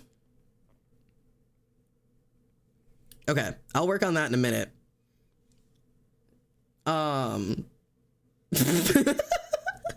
Yes, Sander, what? Not vagina hat. You said cunt-like. I said I'll draw a vagina if you want me to. Cunt hat, and it's a backwards baseball cap. Okay. All right, we'll go with that. Not vagina hat. Got it. Clitter hat. No. That says clitter rat. Also not what I want. But okay, so cunt ass hat. Guy liner. We can do guy liner. I have to fucking figure out how to draw a hat. How do I fucking... No, wait. It's supposed to be down like that. Wait. Down, up. Up. Like that. Okay. I will figure out how to draw a hat in a minute. I currently cannot figure out how hats look, but Jesus Christ, how do you draw a hat? Oh God, what do I do with his horns? Where do I put his horns? I'll have to figure it out. Whatever. Okay, anyways, this is gonna be a hat eventually. I'll figure something out. Guy liner I can do, so let's just do this to tell me guy liner. Through holes in the hat. All right, so there's horns coming out and in the hat. Right, that works.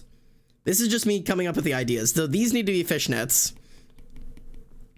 Okay, so we need to discuss shirts and shoes and other accessories if necessary. I'm making, cunt hat, guy liner, fish, leather skirt, demonias. All right, we can do demonias. Knee-high Converse. No, I had a pair of those. I loved my knee-high Converse. They were so fun, and they were horrible and ugly and terrible, and mine were zebra print. It was the worst. Oh, I can't do full pant Converse. That takes away from the fishnets. Silly. I cannot do the Minecraft music right now. Can we just listen to my liked music? We're gonna do that again. Let's do my liked music, except let's not play 121 Guns. Give me good music. Yeah, we'll play this. That's fine. Okay. So, demonias we can do. So, big shoe, right? So, big shoe. What else do we need? Converse thigh highs. No. We've already got shoes and fishnets. We need what is on his top, and do we have arm or hand accessories? Those kind of are like the last thing. And I guess like necklace accessories if you want them. And maybe earring accessories. Okay, that's what you guys need to fill in. A vest? We could do a vest. Jingly bracelets. Okay. Crop top.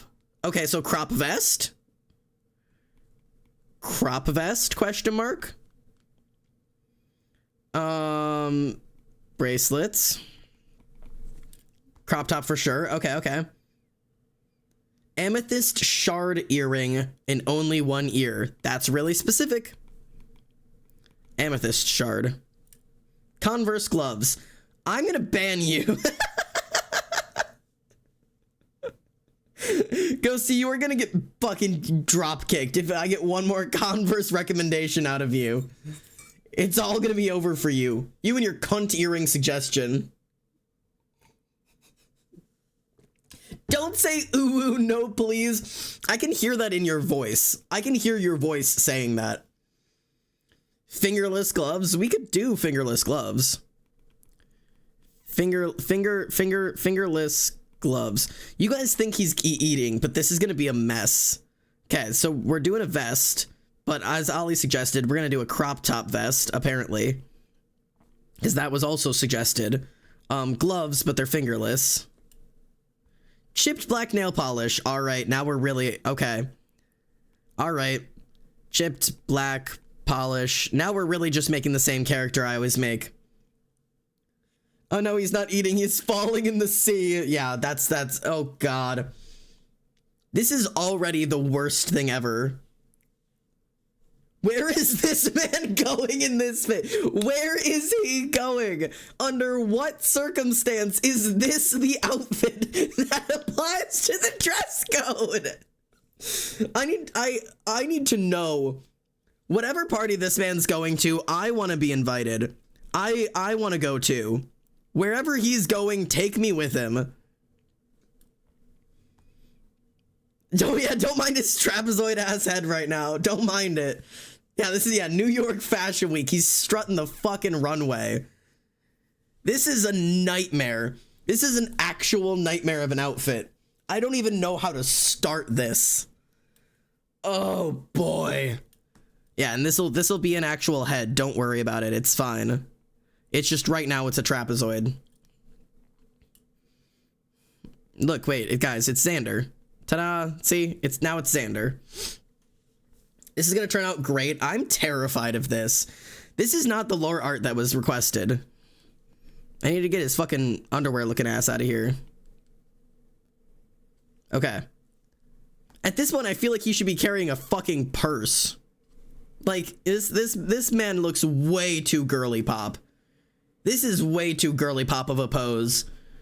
There's not many poses I can put him in with a fucking... I'm not drawing a cunt bag. I'm not doing a cunt bag.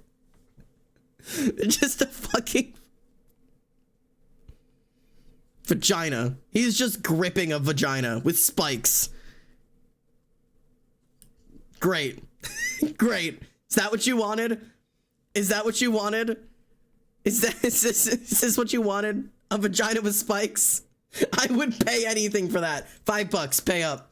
$5 and I'll design him a vagina with spikes.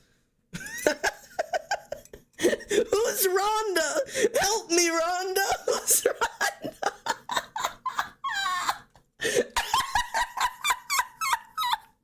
Who's Rhonda? Help me, Rhonda, please.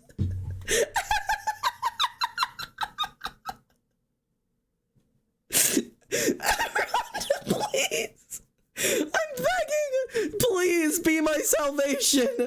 I don't want this anymore. I don't want to live like this. Ah. Oh my god. You know, I wouldn't actually put it past Ghosty to fucking I'm gonna start calling you Bun. I wouldn't put it past Bun to fucking actually send me $5 to draw a vagina bag. Do you want to see the last thing I designed? Help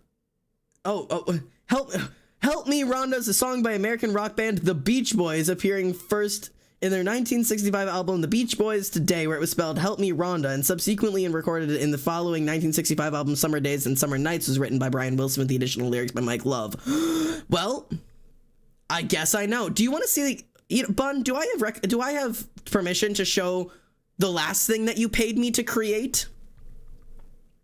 Is that do you want to see, chat, do you want to see the last thing Bun paid me to make? Do you want to see the last thing I was paid to create? Because I get paid to create, I take commissions. I'll make whatever people request of me, you know what I mean? I'll do what I have to do. Let me grab the image of the last thing I was requested to make. Really quickly though, first I've got to grab the reference, right? Let me grab the reference here. Hang on. Let me grab the reference. So do you guys know the popular Joker movie? Do you know this movie? This is the Joker movie. This is the poster for the Joker movie. And Bun, out of nowhere, right, messaged me. Was like, listen, I have a proposition for you. And I was like, I'm listening. If it involves money, I'm listening, you know? She was like, hey, what would it take for me to request you to make a Joker cover with just a small edit, small change? Said, anything for you, my dearest and closest friend. What can I provide you? Do you know what she asked for? I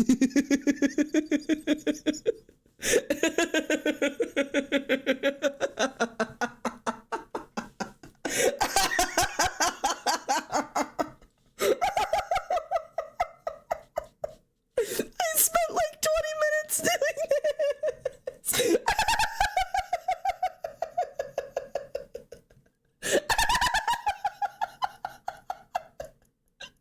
This is what she wanted.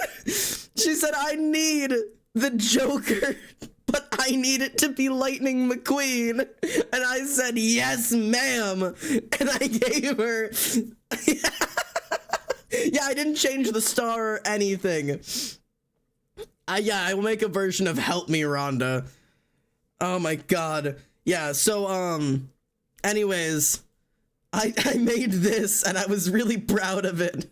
It took me like a good 20 minutes to get the editing right, and like to have the coloring match. Look how well the coloring matches.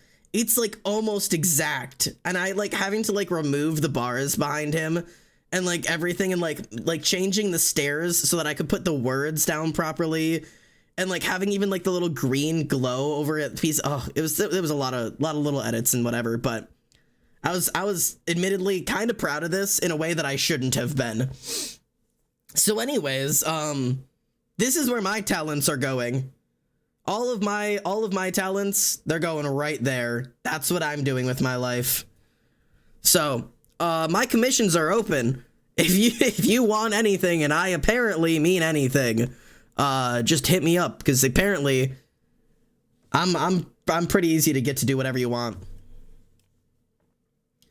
Brother is falling down those stairs. That's the best thing I've seen all week. Hey, happy to provide. Brother needs Rhonda. No, for real. All praise Rhonda. Oh god, I don't want to draw this. Okay. All right. Let's grab this. Okay. There we go. All right. Let's do some actual art here, maybe. Okay. Also, I totally just heard on the song that I'm listening to. Guys, I've started something. I've started going to the gym. And that is not an exciting thing for anybody except for me, because I haven't been allowed to go to the gym since I was 16. That's almost 10 years ago now. That's almost 10 years ago now. But so I started going to the gym recently. And that's really, it's really nerve-wracking to go to the gym as an adult who's never been to the gym, outside of like being in actual high school. And like walking into a gym alone, especially when it's busy, brother, it is so nerve-wracking. Every time I go in, I'm like, I'm gonna die. I'm actually gonna die. Somebody in here is gonna see that I'm a fraud, and I'm gonna fucking pass away. I don't even know what I mean by fraud. I'm lying. I'm sure of it. It's just, oh my god, it makes me so nervous. But I'm doing it. I'm trying my damnedest. It is sure a fucking work in progress. But I wanted to go back to running because I'm a weirdo. I'm a freak and a weirdo, and I don't belong here. Quoting a bunch of songs or whatever. But the point is that I like running, like, a lot. Like I'm a big old fan of running. I love running on treadmills, which I know is not a sentiment shared by most normal human beings. But I'm a huge fan of it, and so I've been wanting to go back to like running on the treadmill because I don't like running outside nearly as much. I just really enjoy running on treadmills. And so I've started going back. I've been doing little like 30-minute runs. Well, I cannot run for 30 minutes, let's be clear here. But I also don't like jogging. I like to like actually like full head run. And so I've been doing like 15, 20 minutes of like walking and then like upping the incline and like upping the speed until I'm like not quite speed walking, but like walking quickly until like I can feel that my whole body is warm, and then just pumping it up to like 6.5 and then just fucking gunning it and just running for like while I'm fucking moving. And now I tested it yesterday and I can like full run for like 2 minutes and go about 0.2 miles. So that's like reset. That's like a 10-minute mile average. So I'm doing like a 10-minute mile time. So I'm running pretty quickly, but I can only hold it for 2 minutes. And then my vision starts to feel blurry and I'm like, I need to stop. But I also haven't been able to work out since I was 16 and also have asthma. So like I'm kind of starting from nothing. But I'm sure fucking trying. So that's the fun piece, is that I'm gonna goddamn give it my best. And you know, my best isn't a whole lot, but it's sure something, and that's what matters, you know? So I'm out here doing my darndest, okay? I'm trying. And I will report back as it goes. What I want is I want to be able to run again, and I want to be like physically fit. But I fucking want muscle, man. I want to look good so that I feel good. And like I have some muscle, but not like a shit ton. This is muscle. Like it is like actually muscle, but it's like I'm not super defined. So like I need to work out until like I can like see it. But I'm like base level strong for a dude because I'm on testosterone. So like I kind of have a little bit of a cheat going for me. But now I want to like take advantage of it and like actually fucking work out and, you know, put some fucking effort into it. You know what I mean? So I'll report back as that goes, how my fucking glow up goes, because hopefully the answer is fucking well, but we'll goddamn see. Apparently we'll see how long I can keep it up like consistently, because consistency is my big old problem. And also like convincing myself to go is like my own issue. I'm like actually convincing myself to like, all right, go put on your shoes and go. But oh well. Also, fun fact, I look like an illegal a robber. I look like a robber because I got home from the store when I bought myself a pair of running shoes and I checked out at the self-checkout. And I didn't realize that the shoes had a security tag on them. And I didn't hear the door alarm go off. So I took the shoes home with the security tag. And I haven't had the energy to go back to the store to get them to take it off. So I've gone to the gym twice with the security tag just on my shoes. It's just on my shoe. I'm on the treadmill with the security tag just sitting on my shoe. I look like a fucking a dumbass. I'm surprised no one has said anything, but who's gonna say anything? Huh? Who's gonna say anything? Who's gonna be like, hey, did you steal those shoes? Like, yeah, motherfucker, what are you gonna do about it? Like, do you know what I mean? What am I? Nobody's gonna say shit. Say shit, get hit. Fuck you. So, yeah, I've just been doing that, I guess. Get a strong magnet to come up for I don't have any strong magnets, though. I've tried all the magnets I have in my house. I know the trick. I don't have any magnets that are strong enough. Like, I don't even know where to find a magnet that's strong enough unless I just fucking order one, in which case that's putting more time and effort than just going back in and having them take it off for me. But it's not like this is a problem I'm coming into very often, so I'm just trying to, like, find a solution. But I'm just gonna go back in and have them take it off. I just haven't had the heart to. Because I'm taking a train tomorrow. Did you guys know that? You guys didn't know that because I haven't said that yet. But I have a doctor's appointment that I had scheduled, and they called me and they were like, hey, you can't do this appointment virtual. And I was like, hey, I don't live in that state. And they're like, hey, brother, that sucks. You can't do this appointment virtual. I was like, fuck. And I didn't want to drive. So for the first time ever, I'm taking the train back to my old state, and we'll see how that goes. I'm a little nervous about it, but we'll simply see. I don't know if this is what fucking fingers look like, but I'm doing my best. Whatever, close enough. These arms don't feel correct, but actually most things on this drawing don't feel correct. But we're doing our best here.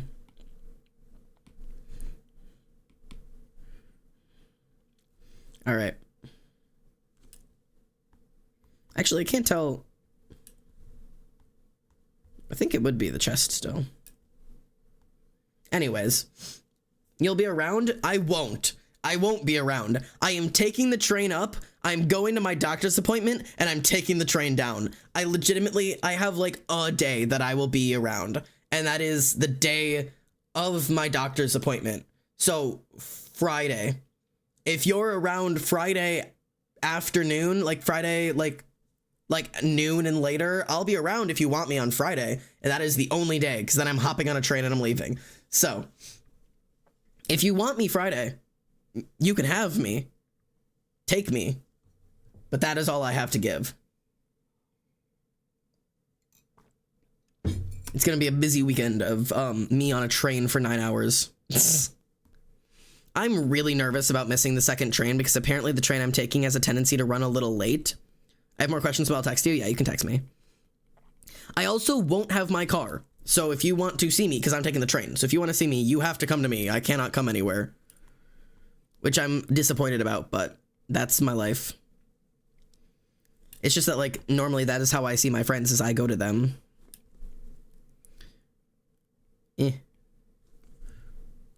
I gotta draw this motherfucker's hips. Because if there's one thing I do, it's draw my characters like sluts. All of them. All of you are sluts. Okay. Now, in terms of this vest, I don't know what this fucker is wearing. Why do we have them in a vest? I don't know. But we're gonna make it work.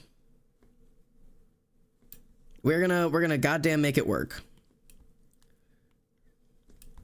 But vests are normally, like, they don't normally fucking, like, cover the whole chest. I guess on this side we'll make it do it. Like, we'll do like here for this side, and then on this side it'll be clear that it doesn't quite cover. You know what I mean? Because that's how fucking vests work. And then a cropped vest? Okay. What if we do it this way instead? Like, if we do, like, this is goofy looking. This is fucking goofy. I don't know how I feel about this. I feel like I'm drawing some stupid shit right now. But if we do like over and then like this way, and then we'll do like the button like that, like a stupid little cropped vest. What do you think? Is this what you guys were imagining? I can't tell. I don't even know what I'm imagining right now. I'm just fucking doing my damnedest. What do you think? Is he serving cunt? Is he fashion? I'm trying to see if, like, I feel like having a collar of some helps to exemplify that this is a vest. Serving cunt in a vest is not exactly an easy task here. He looks so business formal. He's so business. He's got so much business to attend to. My God. He's so business focused. Oh my God, he's gonna slay this meeting. I love this. Okay. So he's gonna slay his work meeting, because apparently this is his work outfit. In terms of the skirt here, let's get this thing suction cupped to his thighs, because that's the way we wear our leather skirts in this house. And then, okay. The rent is due. He is starving. Is this skirt too long? How short do I make his skirt?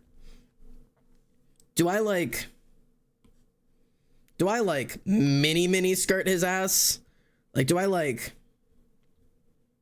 I could do like Mini skirt his ass. Like we could suction cup this motherfucker to his clothes. I want to see penis. Yeah, we're actually like mini no.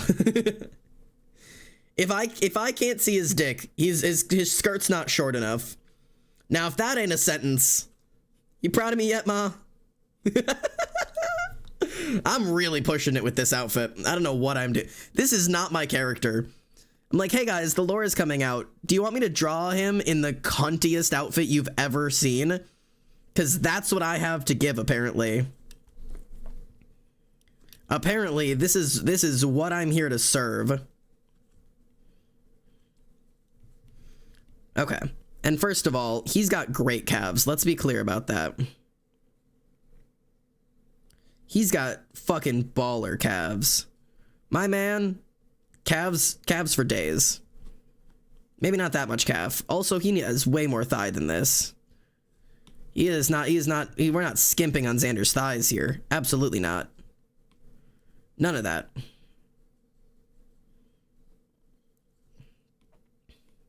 Hit. Okay. I have to figure out how knees work right now, because apparently I don't know how knees work at the moment, but it's fine. Okay. Thick thighs save lives? Damn right.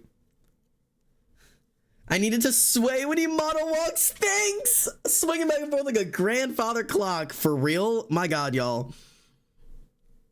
Okay, these ankles, not doing it for me. Hang on. I've taken too much of his ankle. He does not need to come in like a fucking Barbie doll. Okay. My god, he is serving way too much cunt right now. This is getting out of hand. Good fucking gracious. Okay.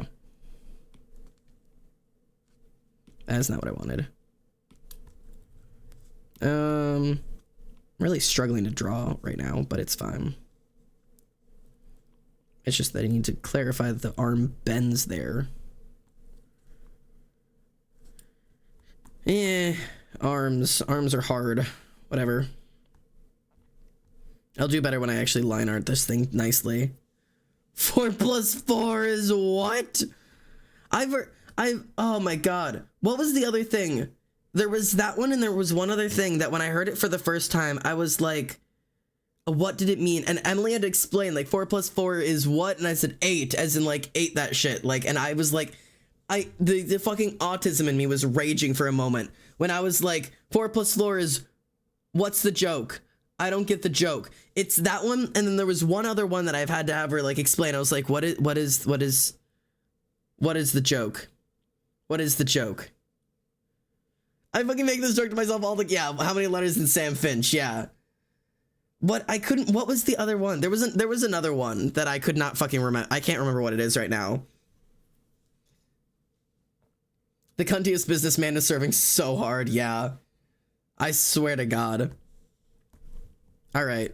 Well, he's fucking slaying the house down, apparently. I know that was the one he couldn't remember. Yeah, there's a lot of things I just simply don't know. How many letters in Mike Young? Oh my god. I don't get references or things until they're like straight up explained to me.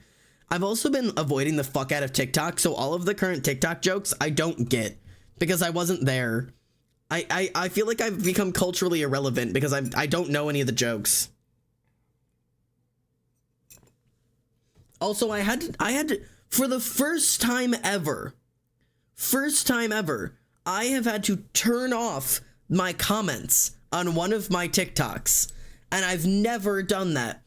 And it wasn't even because of hate. It was because of fucking AI bots. I couldn't stop them. There were so many. Like, I couldn't do anything about it. I gave up and turned my comments off because it was only on one video. Like, it was insane. I was just getting fucking AI bots up the fucking tits, man. It was insane. Okay.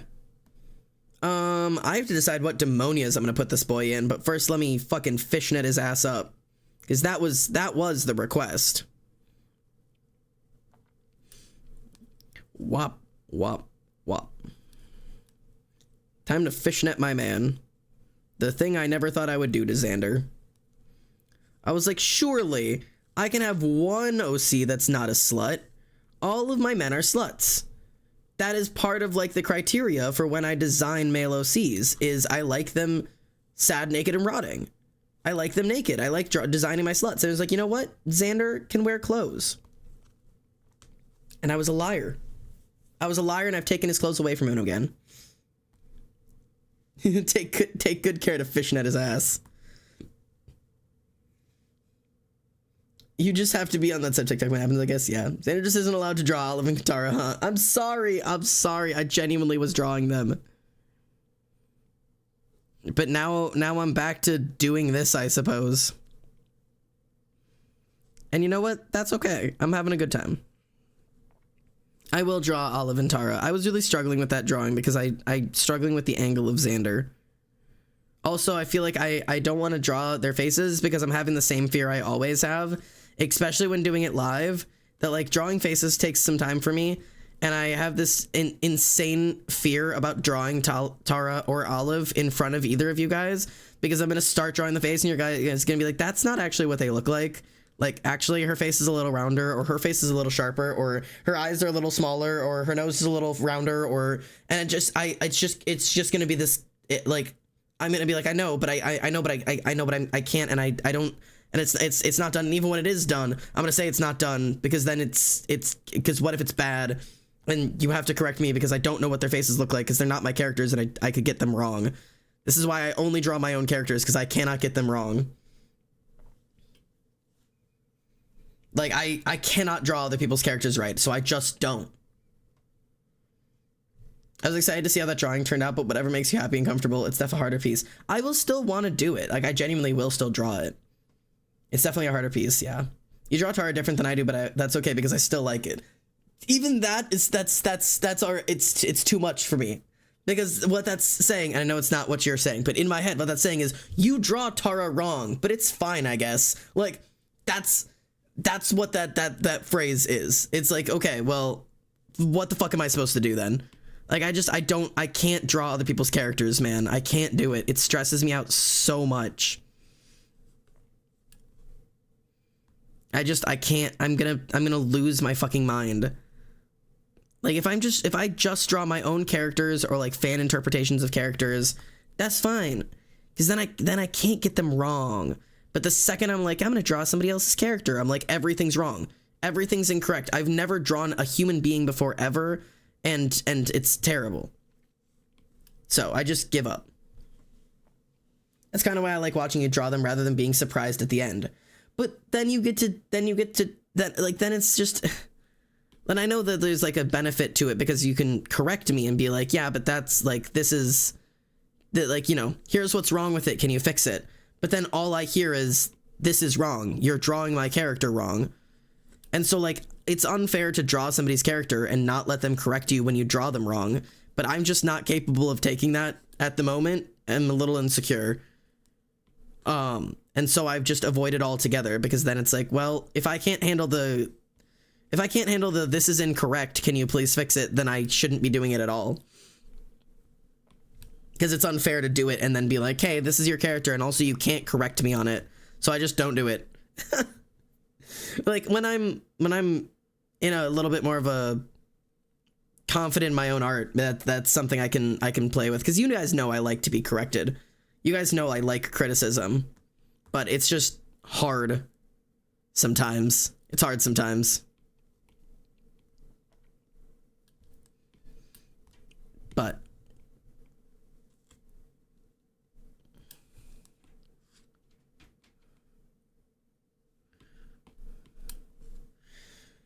I don't know, man. Art is I don't know if anybody else struggles this much with drawing other people's art or other people's characters, but like, I feel bad because like, I don't do art for other people. I just do art for myself, because when I do art for other people, like, it's just fear. It's just this constant, like, I'm gonna get it wrong and there's nothing I can do to get it right, because what the fuck am I supposed to do? That's why commissions are so hard for me. Like I'm trying.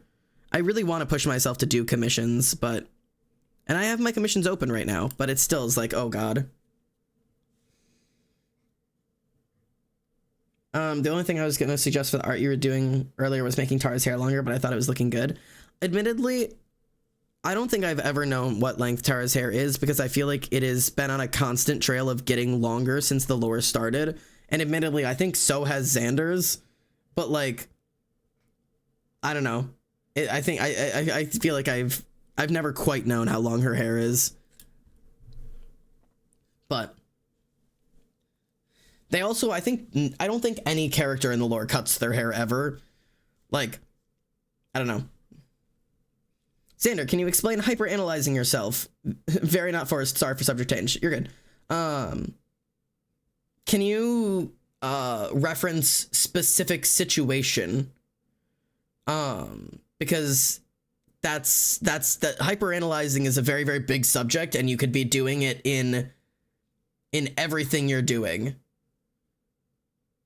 Masking? Okay, masking is a different thing. So are you hyper-analyzing the fact that you're masking, or are you hyper-analyzing, like, wondering if you're masking or not, and then feeling like you're masking more because you're doing it while talking to people?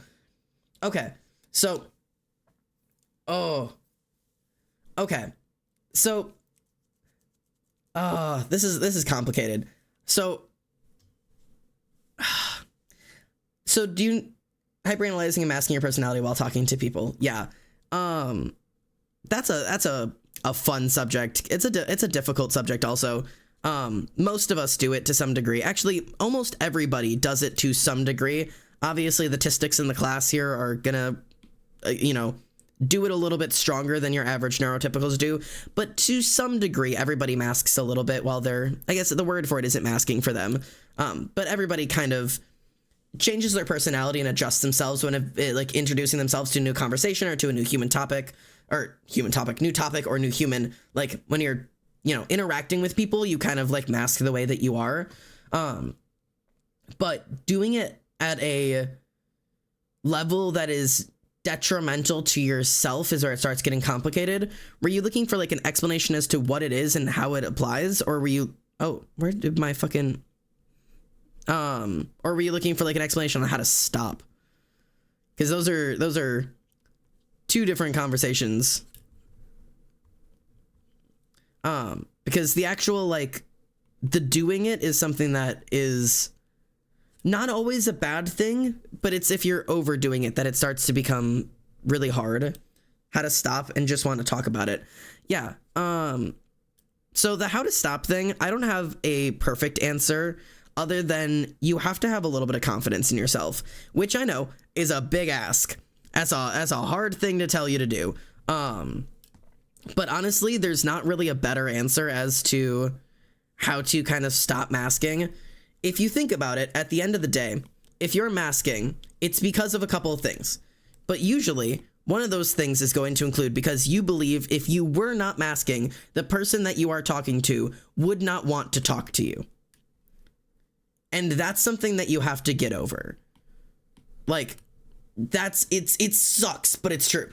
If you're hyper-analyzing yourself and masking away the pieces of your personality that make you, you're never going to run into people that actually like that version of you because you're never showing it.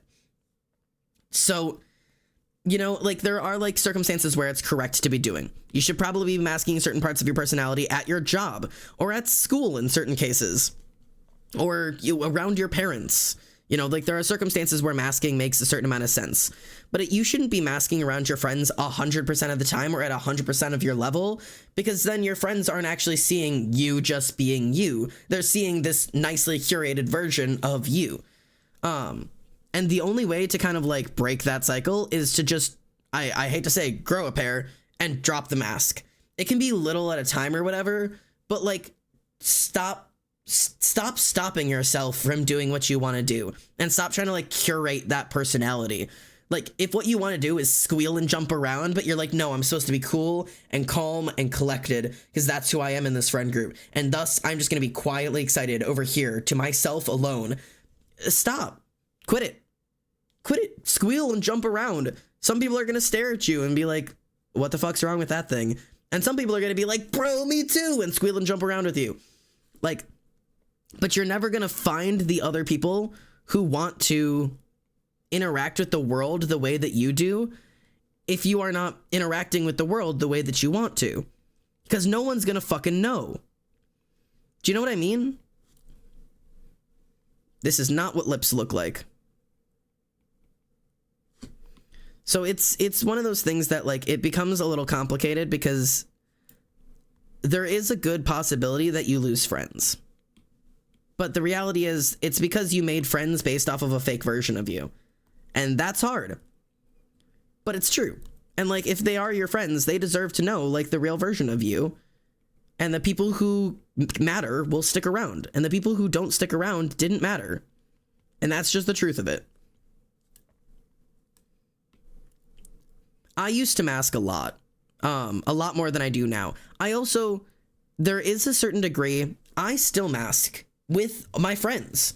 And I mask when we're in group settings, and I mask a lot of the times because my personality is a lot, and I know that. That's why I have outlets like Twitch that kind of help a little bit, and also just have time alone to myself, because my genuine actual personality is a lot, and it's a lot more than 90% of people want to deal with. So sometimes I will let it out here and there in doses, and I will let like 100% of me out in small, short occasions. But even with like a lot of my closest friends, like, Emily lives with me. I can't mask around her 100% of the time, but I still control a lot of myself, even in my own house, because I don't want to be, it's hard to say too much because that's something that sucks, but it's kind of always been true to a certain degree, because I'm always one to say, like, you're never too much. You're not, you as a human being are not too much. Like, you don't deserve to be referred to that way, and no one does. But I was referred to as too much for a lot of my life by a lot of people. And so I do have a little bit of this understanding of, even when I tone myself back a little bit, sorry for my voice breaking, I'm still a lot. I am too much for the majority of the people that I know. And like, even the fact of like, oh, I bet you some of my friends are going to try to pipe up, and maybe they won't, maybe they'll stay quiet, and say like, Xander, you're not too much, you don't need to mask, I hope you don't feel like you have to do that, and so on and so forth. I'm sure that's what's, that's going to be going through people's heads, or people are going to say that or whatever. But that's just not true. Like, I tried and true through experimentation here. It is true. It just genuinely is. And sometimes that's okay. Like, you know what I mean? I'm staying quiet. I know to some degree you're probably going to, at least, I don't know if I'm hoping that that's what you would want to say, of like, you'd be like, oh, you never have to mask around me. Like, I hope you know you never have to do that. But I have never found that to, I have found that to be true once. I have found once ever a human being that I didn't have to mask around ever. And that's, as insane as it is Rumi. And it took years and years and years to understand that. And it took, I lived with her for 4 years.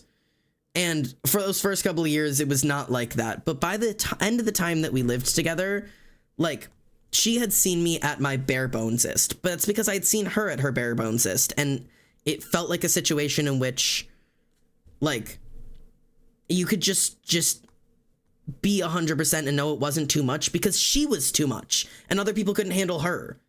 So like, it was like an understanding. So like, I will almost always match other people.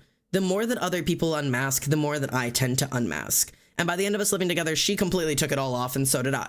But like, I don't know a lot of other people who are able to fully unmask, and thus I don't fully unmask, because I'm not gonna have somebody still trying to like contain themselves while I'm just bare bones on the floor. So I have a lot of trouble with that kind of thing. And it's not even like this is a better friend, or I'm more comfortable with this person. It's genuinely just vulnerability, and vulnerability is hard, and I tend to give it when I'm received it. So the more someone is themselves, the more I tend to be myself. And so it's hard, something that's really hard to like judge of like where the line is at any given point. Masking is so hardwired into my brain. Yeah.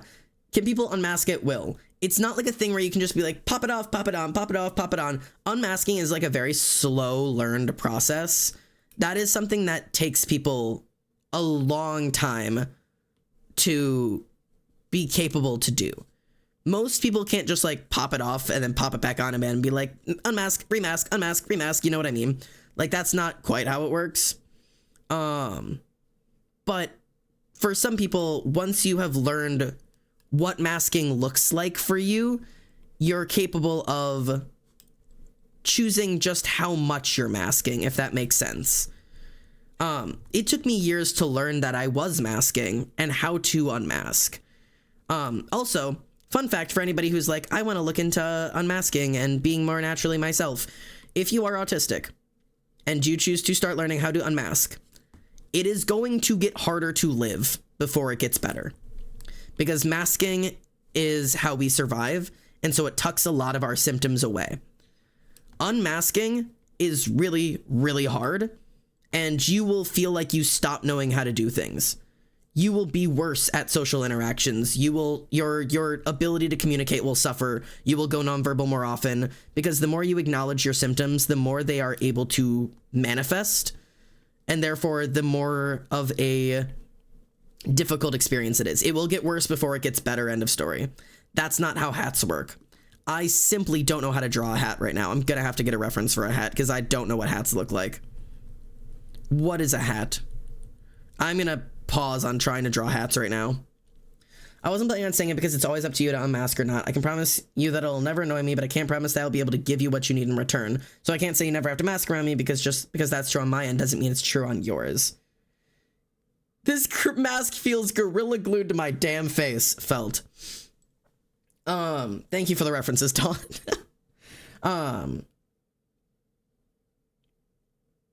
I see, and that's hard for me. And I'd love to take it at face value. I really would.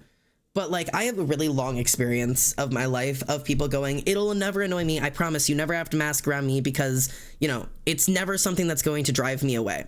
And I've been told that by a lot of people. And it's not that I don't trust you, Ollie, yourself, or Emily herself, or any of my friends. It's not that like I don't trust you. It's that I've almost never, and when I say almost, I mean one time ever, has it turned out not to be true. Like, I have in the past, when I was younger and trusted that sentiment, when people said, you never have to mask around me, I promise, it'll never annoy me. At a certain point, it's too much for them and they get annoyed. Like, I have not found it ever to be true. And so I got tired of testing that limit because I got tired of losing my friends. So now I have trouble believing that sentiment out of anybody for any reason, just because I don't really have any proof of concept here. I have to Google what a wide brim hat looks like. I don't exactly know what wide brim hats look like. How dramatic do I want to make the hat? I don't know, man. I'm looking at straw hats. But yeah, so it's I'm doing this on another layer. So it's hard. I don't know. I think it's because I was drawing it at the wrong angle. Aha. You see a lot more of the hat than I thought you would. But yeah, anyways, I hope my friends never take this as an insult or as like a mark against their friendship or anything, because genuinely all it is just insecurity on my part. Like, it's never been a thing of like, oh, I don't trust my friends. They're lying to me. Like, it's always just a point of insecurity for myself and never anything more than that. It's never been like, you know, my friends would judge me. I think my friends would hate me. It's always just been a case of I'm insecure. And I really don't want to, like, even if my friends tell me like, hey, you can always, like, you can absolutely trust me. You can unmask around me 100% and I'll never judge you for it. I don't want to test that theory. You know what I mean? I guess it's complicated because masking and unmasking isn't about one singular behavior. So I never know exactly what it is that you're hiding. But if you're just worried about being too much, I can promise that I'd never be worried that you're too much, but I would be worried that I'm not enough. Does that make sense? Like, I want you to be yourself, even if it means we act differently. I don't want you to bury yourself away because I couldn't be what you needed. This is getting so deep. I'm sorry. Sorry, Twitch. Twitch can deal with it. It's fine. It's not like you have to match my energy. I hope that makes sense. I'm never asking somebody to match my energy because my energy is way too much to be requesting people to be like, hey, match my energy. It's matching my vulnerability, if that makes sense. Which is, again, not something that's fair to ask of literally anybody ever. But it's more of like I think I like it better this way. I think it's more of the energy of like, if I'm going to just genuinely be myself, I want to know that you're also being yourself. And like, that's a hard thing to ask of somebody, but it's hard to, you know what I mean? I don't know. And vulnerability looks different for everybody. And I will tend to match it as it happens. And so like, there have been times where like I said, I don't 100% do it all the time, but there have been times I've been 100% unmasked around both you and Cyrena. Like, because you guys were in a similar position where I could tell you were just being you, where you were just being excited about the thing that made you excited, or talking about the thing that you wanted to talk about, or, you know, whatever the thing was. Like, when I can see somebody doing that, I will match it in that moment. And so like, we have definitely had moments where you've like seen me at whatever was my full self at that moment. So like, it's not like it's like something that I've like never been comfortable around. I mean, the up ear is very cool, but that's not what Xander's ear looks like. Xander's ears are usually a little farther down, or like pointed down, aren't they? This isn't correct. But anyways, Twitch wanted to talk about fucking masking, so now we're talking about masking, boys. Masking is a difficult to do thing, and it's hard on you, and as you can tell, like, it's hard on your friends, because your friends don't hate to know that you're not being yourself around them, and sometimes it's really hard to explain that, like, it's not because I don't want to be myself, it's because it's hard to. But I don't know. It's never that I don't trust my friends. It's just my own damn issue. Trying to decide which ear I like better here. I can't tell which ear I like better. I mean, I like the up ear better, but that's just not what Xander's ears look like. Maybe they can look like that for today. I thought it was dependent on mood. It totally is. I've got this. This got very personal. I'm just sitting in the corner. I'm sorry. I've come to the sudden realization about why I give all my characters masks. Felt. Welcome to the group. We've all got a reason that we do the same damn thing every time.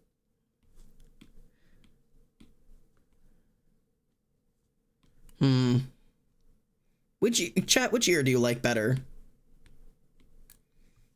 I need an opinion. Which ear do we like? That's what the mask is. That's what the point of the mask is. Go with both. Yeah, one up, one down. Crying, screaming, throwing up. Thank you. Yeah, for real, for real. I like the pointy one. Are we talking this one? It's low-key cute that he's got like one up, one down. I mean, I could do that if I would need to make it like more obvious that they're like quirked down. Like if I did one like genuinely down, like he's got one like out to the side.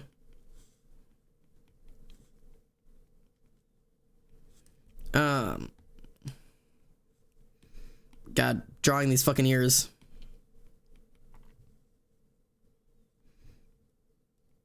So like if I did like one like this.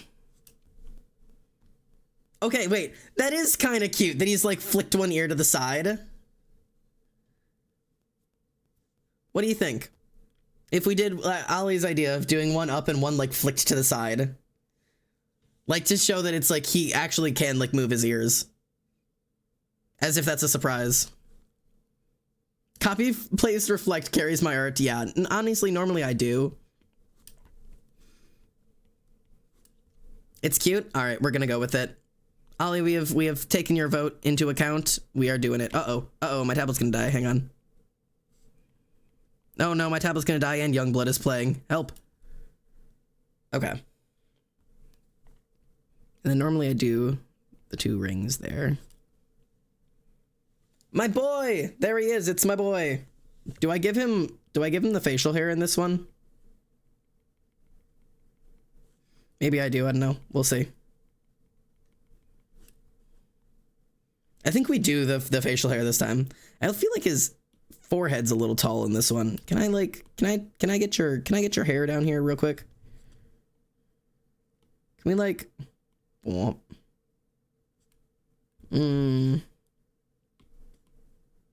Hang on a damn second.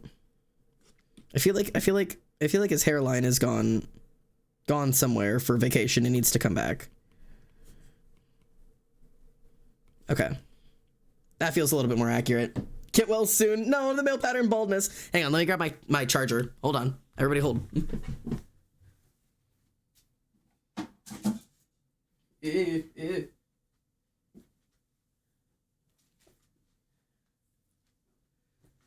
Hold while I crawl under my desk for a minute.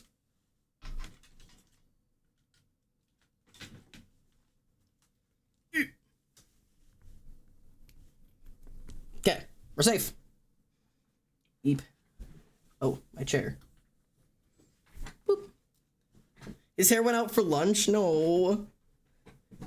No male pattern baldness on my Xander, please. I'm insecure enough about it as it is. I'm so afraid I'm gonna go bald someday. His hairline is the 3rd wheel that's slowly drifting away. I'm gonna kill myself.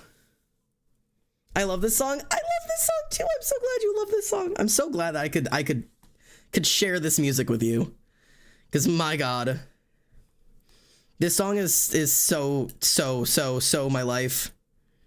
Youngblood is my favorite artist, I think, of probably all time at the moment. And has been for a little while. Ooh, difficult question. Hair. I've never heard the song, but it slaps. Really? Oh my God. Okay, so this is Youngblood. If you haven't listened to Youngblood before, I highly recommend it. This is love songs specifically. But genuinely, go listen to Youngblood, especially as a trans mask. Just trust me. Coming from a trans mask, just fucking trust me. Just trust me. Youngblood is everything I've ever wanted to be in my life. I've met him a couple of times. He's fucking awesome. I guess I haven't like met him, like sat and talked with him, but he signed my arm. And I've seen him in concert quite a few times. I've never gotten to sit and talk with him. One of these days though, just you trust. It's in my Spotify. I'll listen to him after the stream. Good. What have I returned to?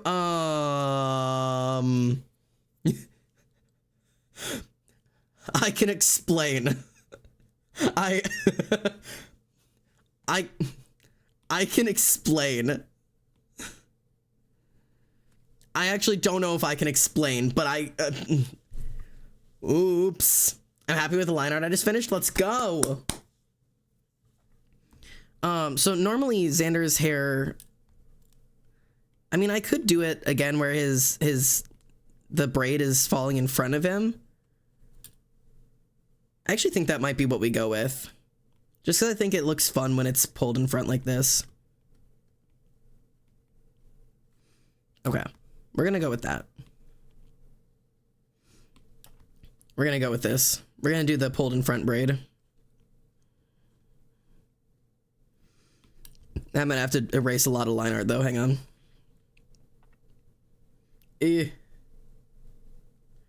Okay. It's kind of giving slutty rodeo. Please! It is actually, it's absolutely giving slutty rodeo. which is funny because I was gonna do cowboy outfits for them at one point, and I gave up halfway through it, and the only person I ended up doing line art for was Tara. She is actually not even just line art. She is the only person I sketched too. She's the only one who actually ended up getting a cowboy drawing. And so I never showed anybody because I didn't have anything to show except for Tara's. And that felt wrong to just be like, hey guys, I drew lore art, but it's just Tara as a cowboy and nothing else. So I've just been, do you want to, do you let me show you. I never talked about this. This was so many months ago. And it's a terrible drawing. It's I drew Tara as a cowgirl. Look at this was so many months ago. This was so long ago, and I loved it so much, and I got rid of it, but I loved it. This was such a fun idea. Oh my god. Number between 1 and 5, 3. Because I'm me. Yodel I had so much fun drawing this, and then I never did anything with it. Like, I like designed her outfit and everything. I gave her the fucking little chaps and a little belt, and it just, I don't know. That is again the best thing I've seen all week. I will hydrate. Thank you, Pio.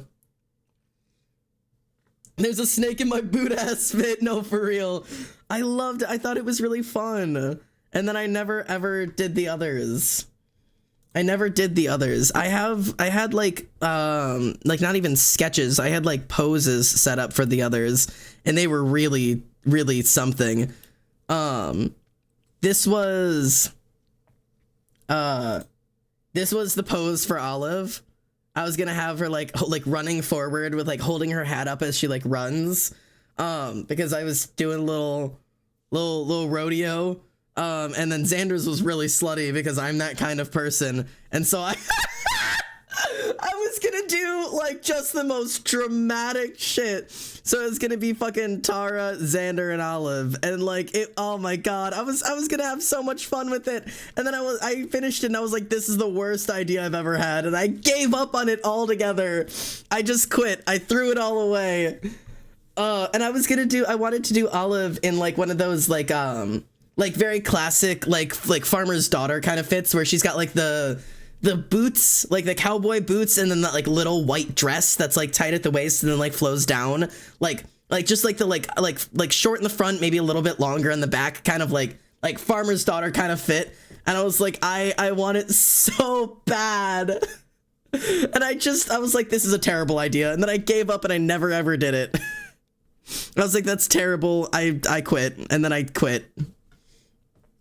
So yeah, anyways, now I'm drawing this, I guess. This is such a bad drawing. Can you tell that I can draw faces and I can't draw bodies? Because I don't want to talk about whatever that is.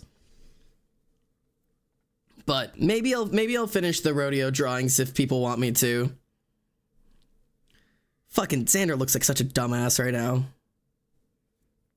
God.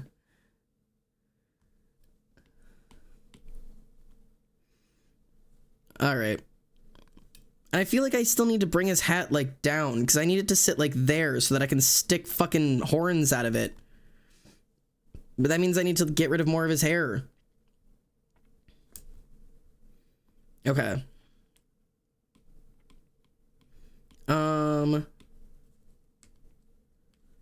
Maybe I'll do like this then, so that there's like a little bit more hair going on. And then how do I stick horns out of this thing? This feels like it's not supposed to be a thing. Cause his horns would not fit, because they need to curl back down. So maybe you can just see his horns from beneath. Do you know what I mean? Like they might just end up being like this. Like they're just like tucked under. Or maybe he just doesn't have horns because I don't want to draw them. I don't know. Maybe his horns just don't work in this scenario. How do I do these horns? Think about trying to put that hat on if the horns were over the hat. Yeah, I can't fathom how that would work. But, like, I just don't know how to put his horns in this situation. I need to give him, like, different horns. I need to, like... I'd have to give him, like, horns that were like this. Then you could do it. If his horns were up, I could give him his horns, but I just don't know how to give him his horns in this situation. I have to uncharacter my character. Because I can't think of a possible way to give him horns that doesn't look like just the most ridiculous thing ever.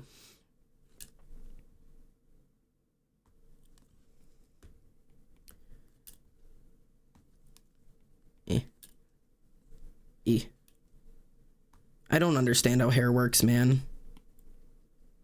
I don't understand. But, okay. That's something like what a braid does. I don't understand braids either.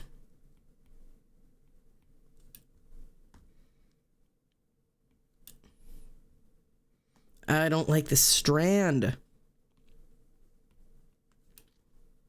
Something like that, I don't know.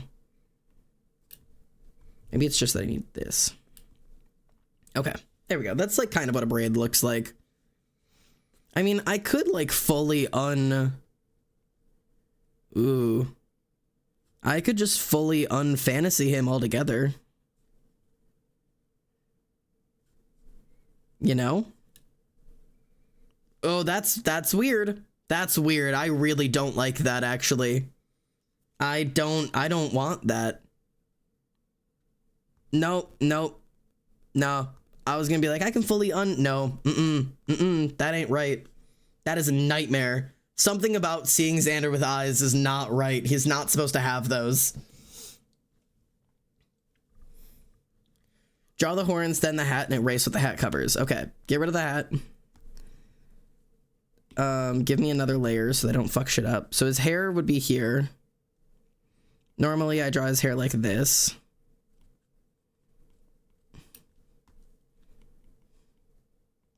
Kind of do like that. Okay. I can't stop thinking about the Wild West trio now. I had like a whole headcanon and a story and an idea for an animation, and I really wanted to do it, but I can't do an animation of the Wild West lore characters because I can't animate and I can't draw. But I had this like a whole thing. If you guys, you don't need an excuse to Wild Westify your characters. Do it, please. I would love to, but I don't have the ability. I don't have the skills it takes to do the idea I had, but I had such a cool idea, and I'm not even willing to fucking share it, because I'm like, oh, but what if I do it one day? You know, like, I'm just such a loser about it. Like, I don't even know. I don't know how to draw my own fucking character's horns right now either. Okay. Like this? It's something like that, right? This is kind of what his horns look like. I don't draw these fucking horns anymore. These horns are so annoying to draw. Because then it's like, it goes like here. And then like there. Because it, you know, like that. And then like that. Right? Those are kind of what his horns do.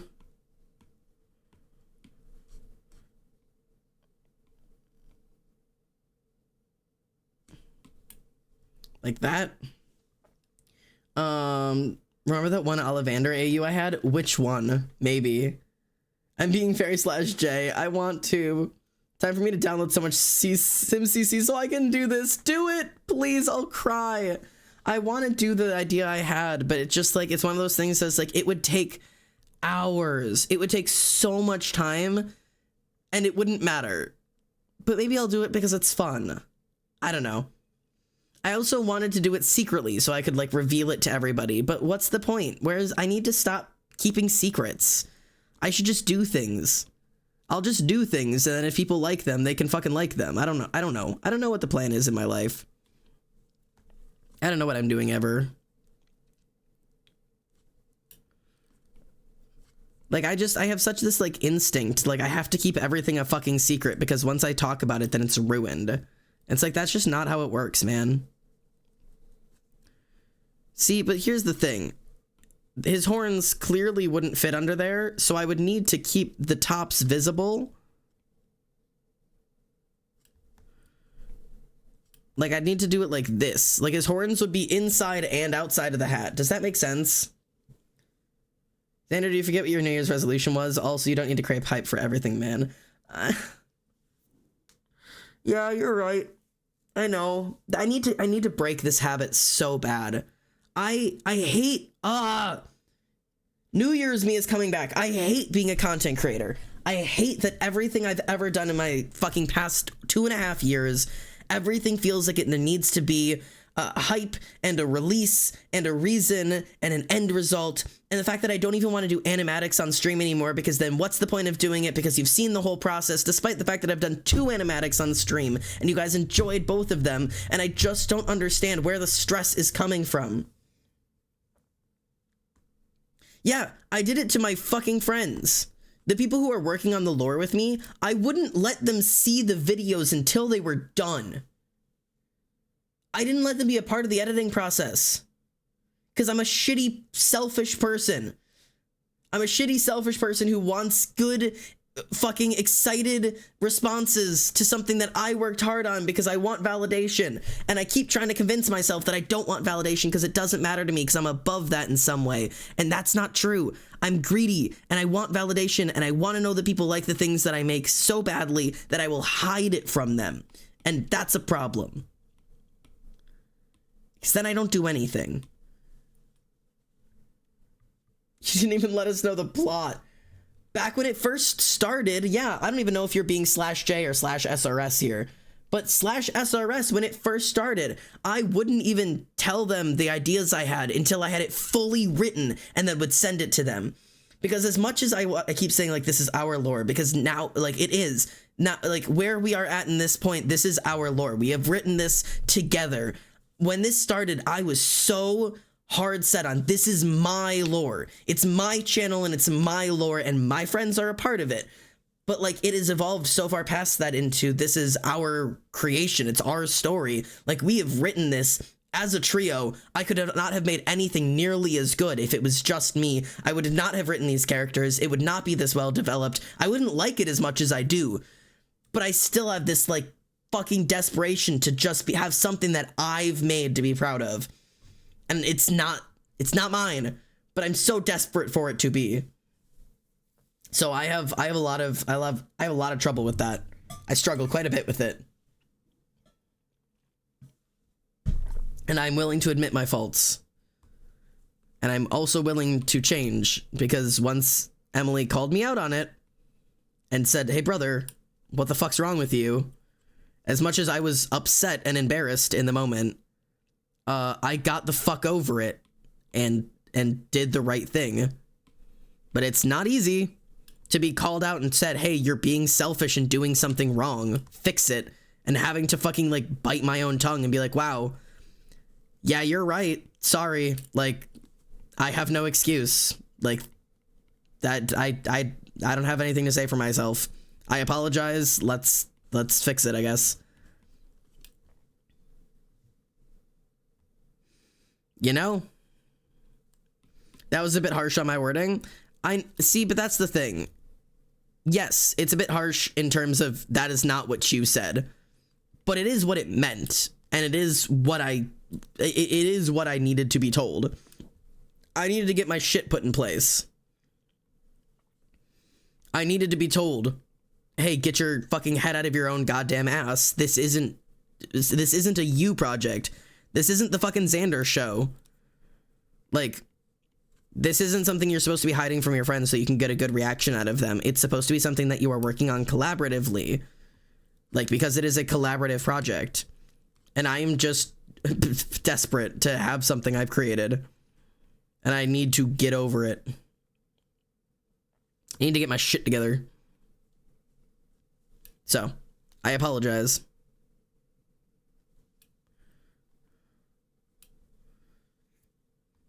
This hat looks so stupid right now.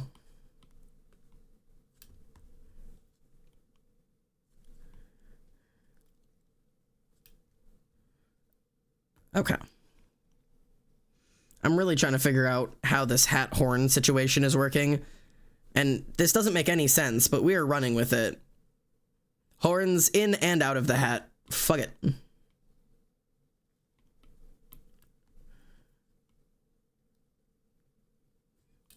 Yeah, sure.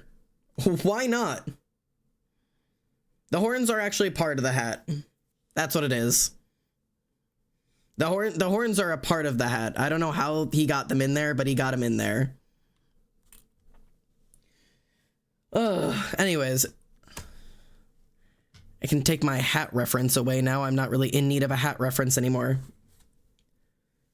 My god. Also, for the chatters who are around and wondering, the subathon is in a week. It is a week from tomorrow. That is ridiculous. So maybe I'll do some cowboy lore animation plan shit on the fucking subathon. I'm also going to do a bunch of other stuff on the subathon. I'm also going to release the videos for submitting your writing critiques. I'm going to submit that. I'm going to release that tonight after stream. I'm going to put that thing together and release that tonight. But I also, if you didn't hear, I will be on a train this weekend. So despite this being the last weekend before my subathon and a weekend I should really be streaming, I can't stream because I'll be at a doctor's appointment and on a train. If I don't get together with Bun and I end up having time on Friday night, I will stream from my tablet like I used to in the old days. But that might be the only chance I get. Otherwise, you'll meet me in a Discord call. I will do a Discord stage if I get a chance. But that is all I can do because I will be on a motherfucking train. So I'll be in Discord hanging around for all of that good shit. So hopefully you guys will be able to tune in for that. Chano. Because I wish I could stream this weekend, but I simply cannot. I am simply going to be not capable of doing that. But I'm doing my damnedest to be able to stream as often as I can, and I know I've been slack on it a little bit, but I'm trying. So that's all I have to offer. I am gonna wrap because my throat hurts, because what's new, I'm a loser. And can we promote the lore one more time? Yes. Oh my god, yes. Exclamation point lore. Somebody dropped that in the chat. If you haven't been watching it, click on the link that Ollie or Emily are about to drop. It is the lore link. It is for our YouTube channel. It is for the lore that we are dropping. We've already dropped 2 trailers. We have 1 more trailer that is dropping this Saturday at 4 p.m. I will hype it up in the Discord. I will hype it up right now. I will hype it up as often as I get. You want to see it. You want to go there. You want to be a part of it. There are secrets involved. There are things you can see. There's a whole bunch of things that you want to do. And also, this next one is fun and important, and there'll be some things at the end that you want to see. I think it's this one. We have a lot coming out in the next couple of weeks. So, be there, be square, be part of the Discord when you see it, help each other figure out the answers, all that fun shit, and yeah, be a part of the lore. Otherwise, my chatterinos, I'm going to wrap up for tonight.